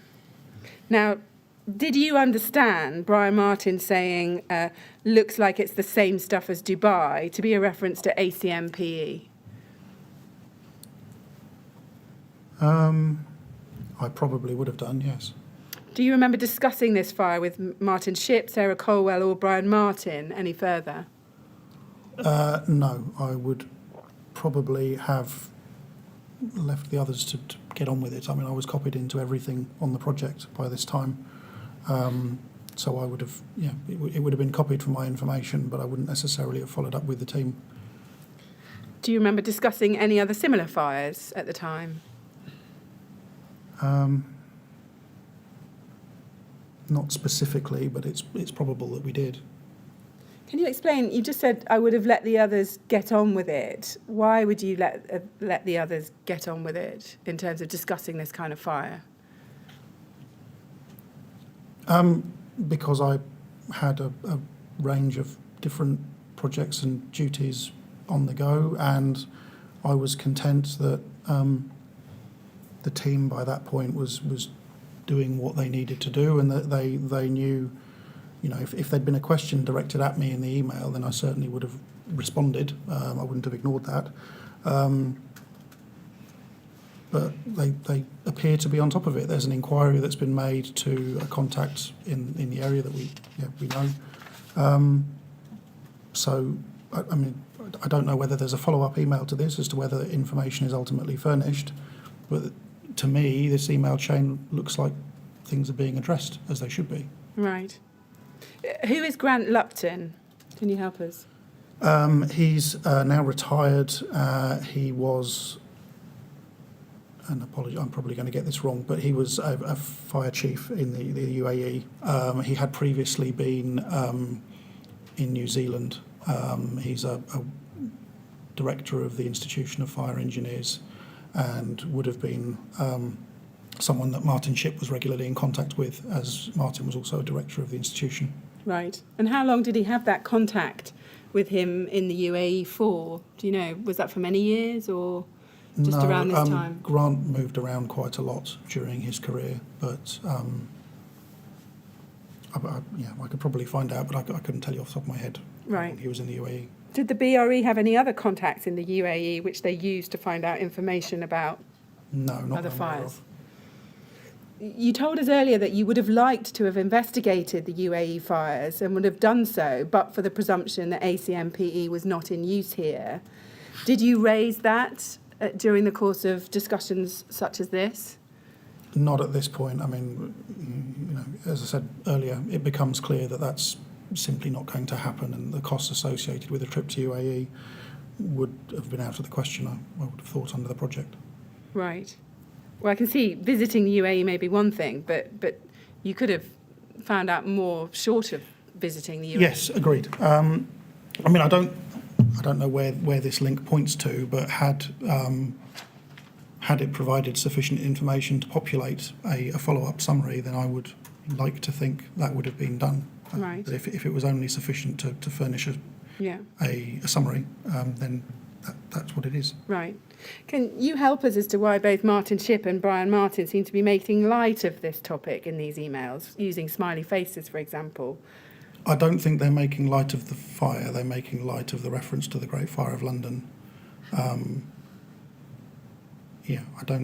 don't think they're making light of the fire in Dubai. Right. Was Brian Martin ever flippant or casual about such topics when these things were brought to his attention? Occasionally, yes. I mean, I would suggest a sense of humour is something that is necessary in this line of work. So within the confines of this group, I wouldn't criticise him for it. I realise how it might be interpreted by others, but the way things were and the subject matter that you're dealing with, if you don't have a sense of humour, you're not going to last very long.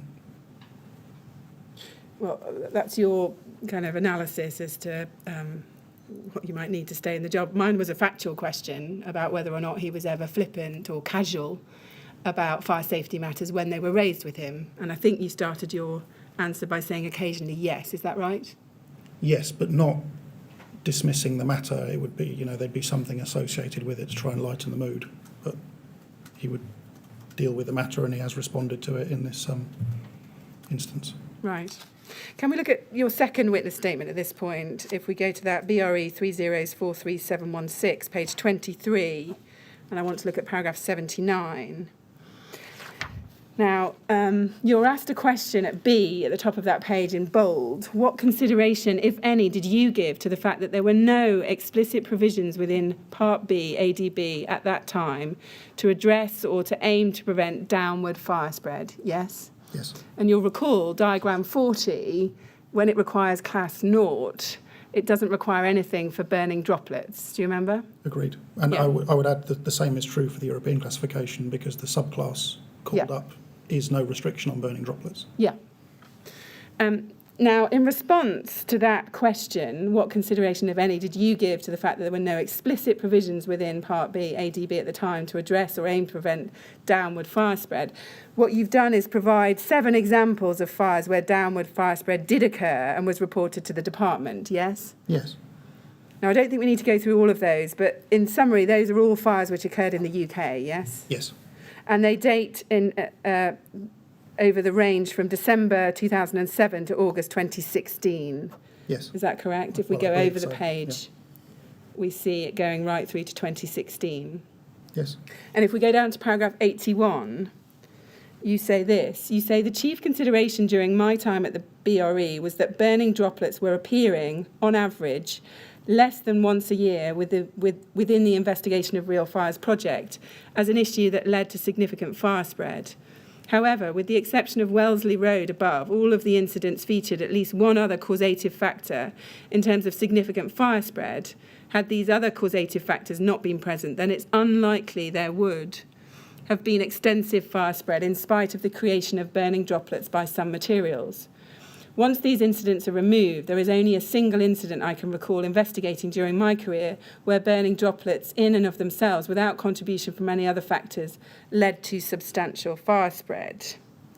Now, can we agree that in almost all fires it would be rare for there to be a single causative factor responsible for the precise mechanisms and nature of fire spread? Agreed. And so there'll almost always be a combination of factors involved. Can we agree that? Yes, though, if I may clarify then, that what I meant, the specific point in relation to these fires is that there were membranes in the cavities that were producing burning droplets. Cavity barriers are the key point here. So when cavity barriers are properly provided and properly close the cavity, then even if a fire involves one portion of the facade within the confines of a set of cavity barriers, then burning droplets will be restricted to that area when they land on a cavity barrier and can go no further, and equally the fire spread up will be restricted. So the point I probably made a bit clumsily is that these were a problem because cavity barriers in the main had not been addressed properly, and so burning droplets were able to go and cause problems in ways that would not have occurred had it not been for cavity barriers being inadequately provided. Right, I see. And how had you discerned that it was the membranes that were producing these burning droplets in each of the fires? With a couple of them, I conducted experiments and Right. established that they were producing burning droplets when alight, and others, I think there was evidence within the cavity of burning droplets having dropped down the cavity and produced fires at the base of the, whatever the furthest point was that they landed. I see. There were fires Yes. occurring below the fire of origin. But can we thinking about downward fire spread more generally, can we agree that it wouldn't be a valid basis on which to rule out downward fire spread as a serious topic for further research, simply because there might have been other mechanisms as well that were in play? Agreed. I mean, the downward fire spread was identified in relation to each of these fires. So to that extent, it was flagged up, and it was for DCLG to decide what it wanted to do about that in terms of decisions on future policy. Yes. Let's look at what you say at paragraph 82. We can see there on that page. You tell us there that you did have concerns about the lack of explicit provision within Part B ADB concerning downward fire spread. So you say, picking it up at the end of the second line, I did have concerns, which is why I went to the trouble of conducting basic experiments on the materials taken from Manthorpe Avenue and Bennett Close after I conducted the investigations on both, and then gave presentations which featured those experiments for some years afterwards. And then you go on, if we look 4 lines from the bottom, you say this: the general impression I had was that it was an issue of which DCLG were aware, but it was unlikely that anything would be done to address it, given how infrequently it arose, and the fact that substantial fire spread could be attributed to other causative factors. Now, where did that general impression come from, that the department was aware of this potential problem with downward fire spread? Again, during the course of general discussions with Brian Martin about the findings of these fire investigations, I believe, though it would require going through each of those exhibits, but I believe Brian Martin would have been in attendance at 1 or 2 of those presentations. And again, there is the earlier point that DCLG was in no mood to make any changes, which is what motivated the number of presentations to try and get this out to industry. Did you ever offer or ask the department to do a policy implications report on downward fire spread and whether there ought to be provisions within approved document B which regulated that? No. Why not? It's the same point. I don't think it would have been taken up. I don't think there was a mood to do anything to address the issue. But with respect, wasn't your role to give them independent advice, regardless of whether or not they took that up? Wasn't your role to point out the areas that were deserving of further attention, including, you've said it was a concern, downward fire spread? Yes, but it was flagged up to them. I mean, putting things into a report, these were reported in the fire of special interest reports. It's not as though these were not flagged up. Whether or not it ultimately ended up in a policy implications report, the information was still there. DCLG was still in possession of the knowledge that there was an issue with burning droplets at all of these fires.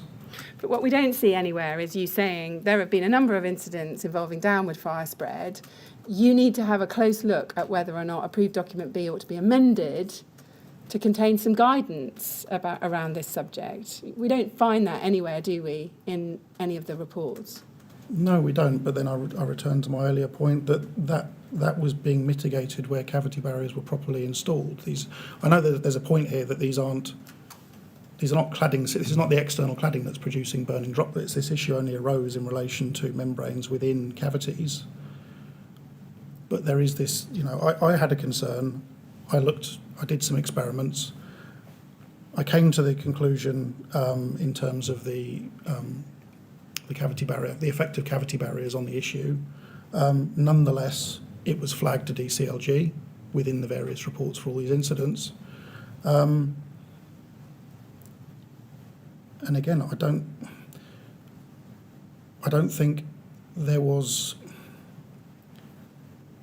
enough, for want of a better word. I mean, again, in terms of the trend and how it comes up, for it to be a policy implication in terms of that report. It was flagged, but whether it needed escalating to the next level, I don't know. Yeah. Well, you say it was flagged. It was flagged by reference to a number of specific incidents, yes? Yes. But it wasn't flagged in terms of a systemic problem that had been identified by the BRE, was it? Not in this report, in this project, no. But you've told us in this paragraph that you did have concerns, which is why you went to the trouble of conducting some basic experiments, yes? Yes. And giving presentations, yes? Yes. So why wasn't it flagged as a potential problem that needed looking at with ADB? It was flagged. It was flagged in the fire of special interest reports, in each of them. If we look at paragraph 83 of your second statement on page 25, you say this. You say, my concerns were on the basis that approved document B provides or should provide a suite of measures which provide reasonable protection to life in the event of fire. At the time, my concerns regarding downward fire spread related to burning droplets, which were couched within my wider concerns regarding modern methods of construction or innovative construction products and techniques, most specifically modern timber frame construction. It was my opinion that significant fires involving these forms of construction were giving rise to significant outcomes on a frequent basis, and that it was likely that the fundamental combinations of materials used in these buildings were responsible for this. And you say, my particular concern with materials that form burning droplets was that they would often be fitted against other fuel items, such as combustible insulation or the timber frame itself. The material forming burning droplets would typically promote rapid spread of fire by igniting the other combustible materials at a rate that is much faster than if the other combustible materials were simply burning unaided. My concern was greatest in relation to Bennett Close, as I considered this to be a near miss. So you were concerned at the time, let's be clear, about the lack of explicit provision within ADB concerning downward fire spread, yes? Yes, within the context of modern methods of construction, innovative construction products and Yes, techniques. and that was in the light of a growing trend towards modern methods of construction, yes? Yes. Now, you refer there specifically to timber construction as one of those methods. Were there any other methods that were giving you concern about downward fire spread at the time? Not that I recall, no. Did it ever occur to you, we've seen that you were writing up some of the UAE fires, not you specifically, but the BRE were writing up these UAE fires involving Acmpe, involving downward fire spread. Did it come to your attention that there was a potential issue about the use of Acmpe, specifically because of downward fire spread, as well as anything else? No, because again, it wasn't believed that Acmpe was being used in the UK. Right, I see. Now, we've seen that in the BRE's end-of-year report, dated the 30th of April for DCLG, that the conclusion was that the findings for this period have reaffirmed the overall effectiveness of the building regulations and ADB, but that all of the significant issues that have been identified relate to innovative construction products and techniques which had not yet been considered, yes? Yes. So is this right, that the very thing you were concerned about, the lack of explicit provision within Part B and ADB about downward fire spread, was explicitly not considered in relation to the building regulations or ADB in the investigation of real fires project? I think I agree. Sorry, could you please restate that? Yes, so the conclusion, as we saw before, said that all of the significant issues that have been identified during this study relate to innovative construction products and technique which have not yet been considered in relation to the regulations or ADB. So is it right that the very thing you were concerned about, the lack of explicit provision in ADB about downward fire spread, was explicitly not considered by the BRE in relation to the building regulations or ADB? Right, so explicitly it was considered, again, within individual incident reports, and then there was the headline points made about innovative construction products and techniques. Right.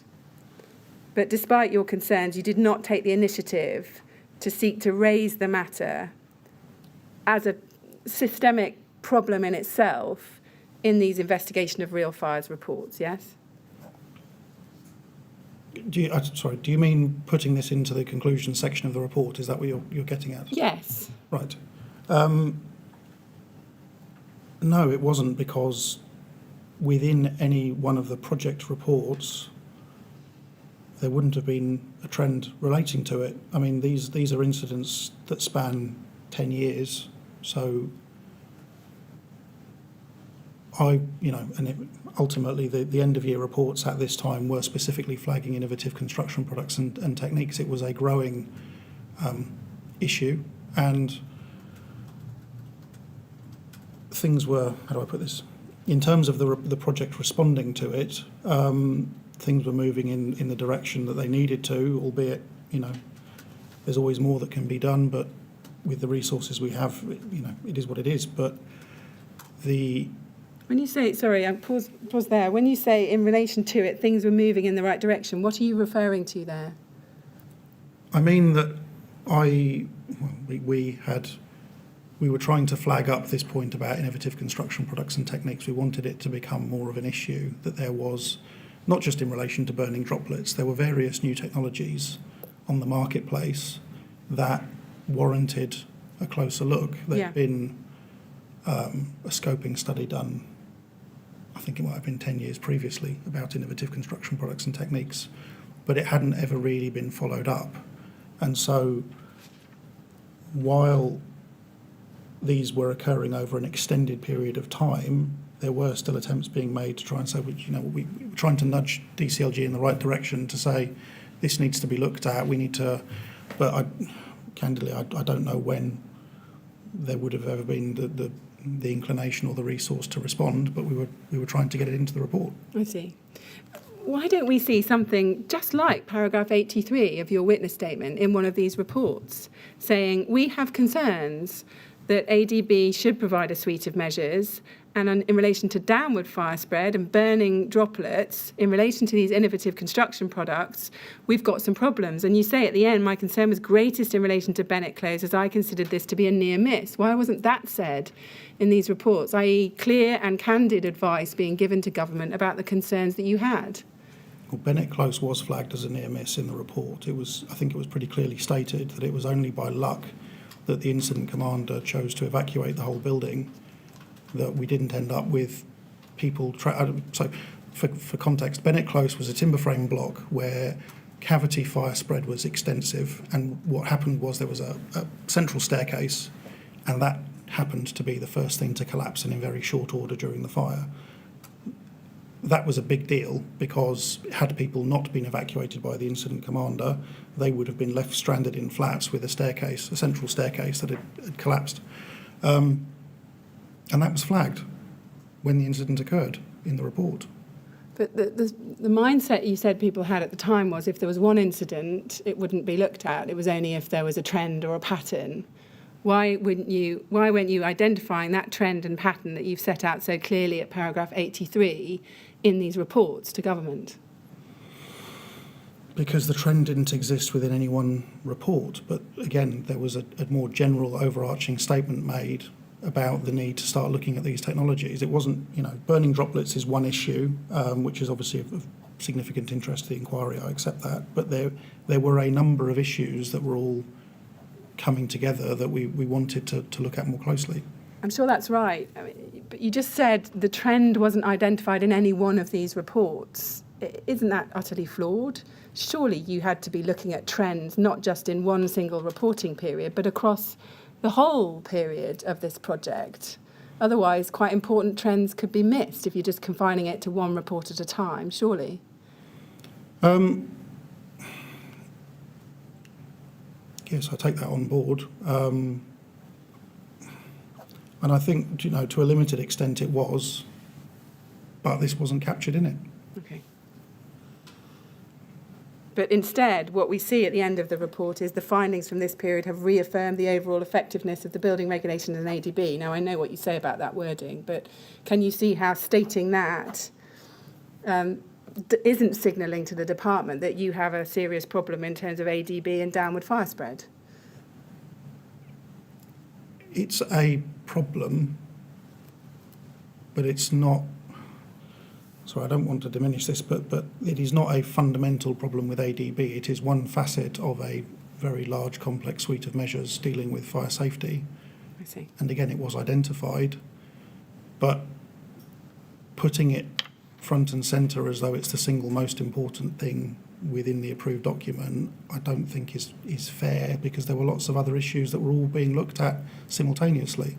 Yeah, I'm not suggesting that it was the only issue you should have been flagging, but given you've said that you had concerns in this witness statement, I'm seeking to understand why those concerns weren't spelt out clearly in this report. Well, as I said, I believe they were in the various reports leading up to this, and I believe that my focus on disseminating to industry was it was in accordance with what we'd been told. It was the policy of, government's not going to deal with this, so go and disseminate to industry and make sure they deal with it. Okay. Whether they do or not, I mean, it's ultimately voluntary, and I don't agree with that, but that was the policy. Okay. Let's turn to a different topic now. I want to look at your investigation of and reporting on the fire at Lakanal House in Camberwell in London, which occurred on the 3rd of July 2009. Now, can we just agree some things by way of background to this fire? And I'm going to summarise. Is it correct that Lakanal House was a 16-storey block of 2-storey masonette flats, yes? Yes. So each flat spanned 2 storeys, yes? We'll look at some photographs in a minute, which will make this easier. And the building was constructed between 1955 and 1960. Is that correct? Yes, I believe so. And Lakanal House underwent a refurbishment between 2006 and 2007, which saw the replacement of the majority of its external walls with a system of aluminium-framed window units, yes? Yes. Those window units incorporated double-glazed windows, partially glazed doors, and composite infill panels. Yes. And on the 3rd of July 2009, a fire broke out in flat 65, which was on floors 9 and 10. The fire spread both up and down the block to a number of other flats. Is that correct? Yes. And 6 people died. Is that correct? Yes. Now, if we could turn to get some more context on Lakanal House, to BRE 405878, and I want to blow up the lower image, figure A20. So this is headed External Overview of Fire Spread Sequence. So this is a photograph contained in the BRE's Computer Modelling and Reconstruction Fire Report in relation to this fire. That report was dated December 2010. It's a photograph of Lakanal House post-fire. And looking at this image, we can see a number of things. So we can see that every other floor has a shallow balcony, yes? Yes. And it's right, isn't it, that partially glazed doors opened onto these shallow balconies on these alternating floors and provided an evacuation route, yes? Now, and it's right that also part of the refurbishment that we just referred to were opaque panels that formed the solid balustrades for the shallow balconies. Is that correct? Yes.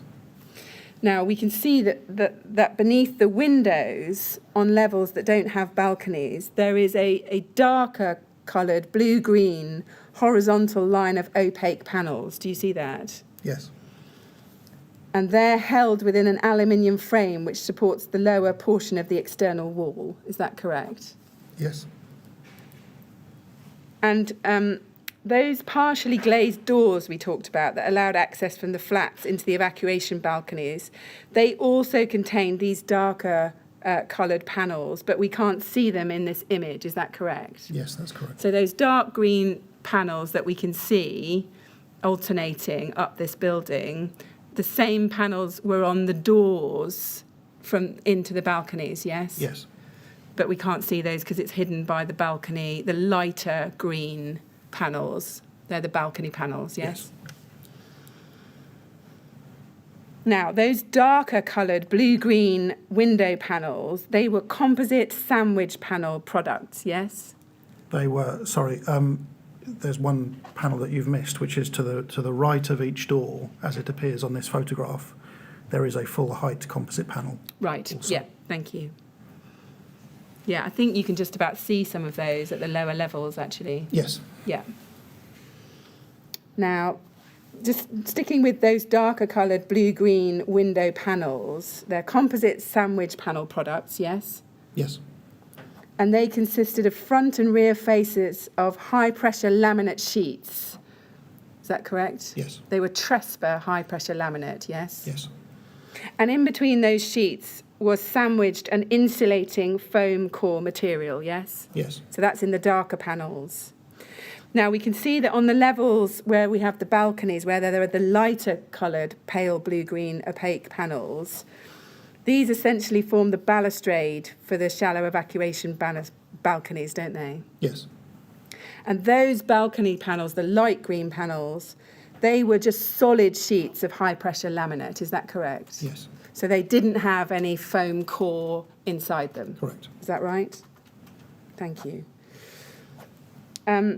Now, if we look at the text on this image in the blue boxes, I just want to trace what happened with this fire. We can see at box number 1, the fire starts in flat 65, and that was on floors 9 and 10. Is that correct? Yes. And both floors of that flat, because these are 2-storey masonettes, both floors of that flat became fully involved in the fire. That's Yes. right, isn't it? And the fire spread upwards to flat 79 on floors 11 and 12. Is that correct? Yes, in that 79 spanned both floors, but the fire didn't really take hold on the 12th floor. Right. And we can see that in label number 3, fire spreads up to flat 79, yes? Yes. And that was the flat where Catherine Hickman died, is that correct? Yes. And the fire also spread downwards. So you can see label 4 and box 4, it spreads downwards to flat 53 on floors 7 and 8, yes? Yes, though again only involving a single floor within the flat. Yeah. And the fire also so it goes kind of diagonal across, yes, and down. Yes.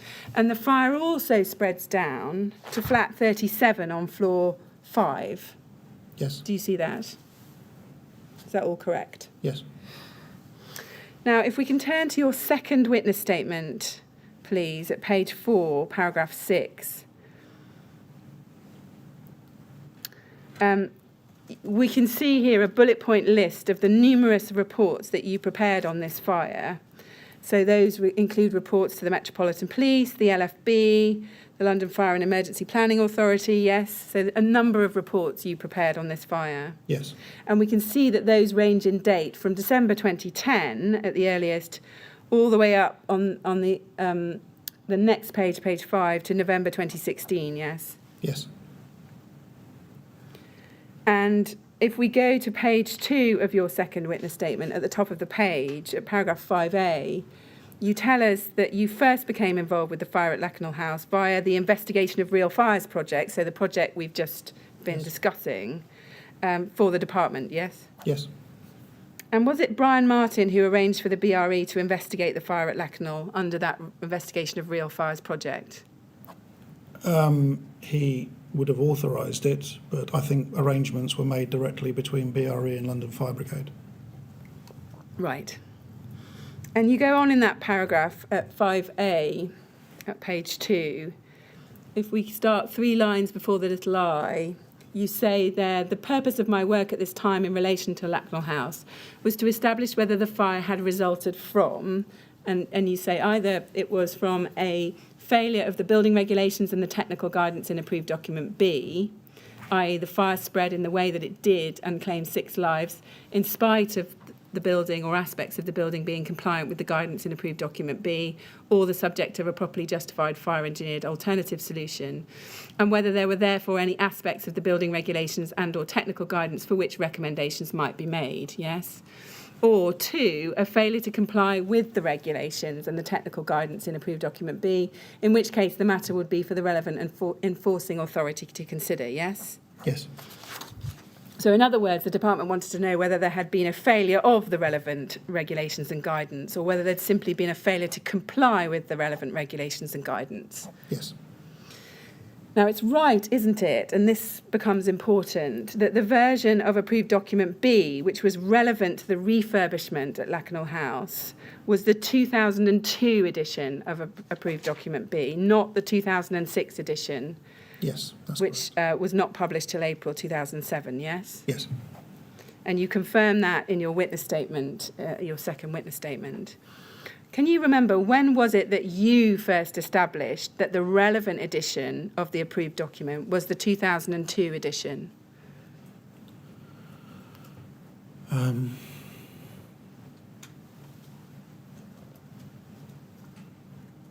No, I don't remember when that was established. You can't remember that? No, I can't remember. So you don't remember establishing at an early stage what the relevant approved document would be for looking at this work? It must have been established fairly early on, because I do remember the point about the insulation in the panels not being covered being discussed fairly early on. That may have been established as between Martin Shipp and Brian Martin. Right. I don't know. Right. I think what you're referring to there is that the 2002 edition of approved document B only requires insulation to be of limited combustibility where it's in a ventilated cavity, yes? Yes. And that was changed in 2006 to require oral insulation in an external wall to be of limited combustibility, yes? Yes.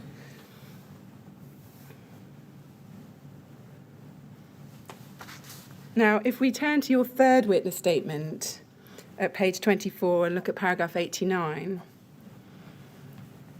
you explain that you first attended Lakanal House on Monday the 6th of July. Is that correct? You say Yes. that in the second line. So the fire was on the 3rd of July and you attended on the 6th. And then starting at line 5, you tell us that on that day, you say that you were 5 lines down, but we were asked to leave around an hour after our arrival due to concerns by the then Commissioner Ron Dobson concerning the purpose of our attendance. Once these concerns had been addressed, I returned to the building on the 9th of July 2009 when I conducted the main part of my investigation, although I did make a few follow-up visits. Yes? Yes. Why were you asked to leave? What was it that the LFB were concerned about? I don't know, to be honest. All I remember is a very sheepish group manager, Paul Jenkins, who was head of fire engineering at the time at LFB,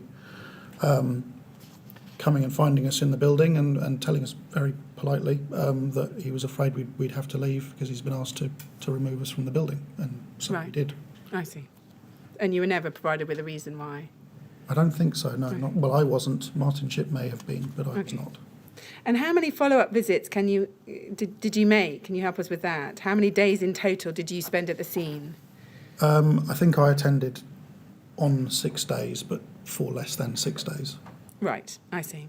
So you weren't there all day for all of those 6 days, but you attended for 6 days? Yes. Okay. And if we look at paragraph 27 of your second statement, page 27, paragraph 88A, you also explain that in the first week, contact between the BRE and Brian Martin was mostly through your colleague at the BRE, Martin Shipp, yes? Yes. But you go on to say that thereafter you began to have direct contact with Brian Martin yourself, is that right? Yes. Now, during the course of July 2009, so in the weeks immediately following the fire, can you tell us a little about what work was actually carried out by you and others from the BRE in order to establish whether this was a case of non-compliance with the regulations and guidance, or whether there might be problems with some aspects of the relevant regulations and guidance? The short answer is we conducted as full an investigation of the building as we could. So we looked at the window panels, the composite panels, and I think we removed a heavily burnt sample fairly early on. There were samples for testing weren't removed until much later. And we looked at the common corridors. I mean, the underlying construction was pretty exposed when we conducted our investigation due to the severity of the fire that had occurred. So ceilings within the corridors had collapsed, so you could see directly what was going on, where the internal staircases to the flats were cutting through the cross-section of the corridor and hadn't been well addressed at all. We just sort of, you peel away the layers, you work out what it is and gradually make your way through the building and try and identify whether something's a one-off or whether it occurs consistently through the building. So things like the boxing in under the stairs and cavity barriers were consistent, the ceilings were a consistent problem, and obviously the facade had been done in its entirety. Right. When you say the facade had been done in its entirety, what do you mean by that? In that it wasn't as though panels had just been installed into one or two flats. The entire facade had been reclad with the composite panels and the element. I see. So this wasn't a localised problem. This was Correct. The entire block was Yes. clad in these panels. You tell us, paragraph 88B in that part of your statement that's still on the screen, that you provided regular updates to Brian Martin regarding the investigation progress and the purpose of each return to site, yes? Yes. Was that by phone? I think so, yes. I've called him on various occasions when I was on site. And how regular were those updates? Probably around once per visit, effectively. Right. Possibly twice per visit on some occasions, but generally once per visit. So every time you'd been there, you'd give him a call and update him? Yes. Yeah. And how detailed were the updates you were providing him with? I mean, how long were the calls? Depended on the breadth of issues that had been gathered during any one inspection. So I think there would have been a lengthy conversation after the 9th of July visit, sort of setting out an overview of all the things that had been discovered. But one of the follow-up visits I think was only concerned with the bathroom extraction system. So that would have been a brief update just to explain a discrete issue, albeit one that had taken some time to get to the bottom of. Yeah. And you tell us at paragraph 76 of your second statement on page 22 that you're aware that Brian Martin attended Lakenhall House itself early on during the investigation, likely in the first week, although you can't recall on what day that was. Is that right? Yes. And did he attend just once or on multiple occasions? To the best of my knowledge, he only attended the one time. Yeah. And did you talk to him at the time he attended? Did you have a discussion with him? No. I'm not even sure whether I was in the building at the time he attended. I'm told he quietly went for a look round, but didn't particularly, the building was surrounded by the press at the time, so he kept a low profile and had a look at what was going on. Right. And did you have any discussion with him at that stage about your initial findings in terms of the purpose of the work we've looked at, i.e. had this fire been caused by failure to comply or failure with the regulations? Did you have any discussions with him on that topic? No, I think I was still sort of mulling over the various sort of physical findings before going back to the office and actually compiling a report and having a think about everything fitted together. Okay. Mr. Chairman, I think that's probably a good moment to stop for the day. Yes, very well. Well, I think we've done enough for today. Dr. Crowder, we'll stop there. We'll resume, please, tomorrow morning at 10 o'clock. And in the meantime, as I've said to you already, please don't talk to anyone about your evidence or anything relating to it over the break. All right? So we'll look forward to seeing you at 10 o'clock tomorrow. Okay. Thank you very much. Thank you.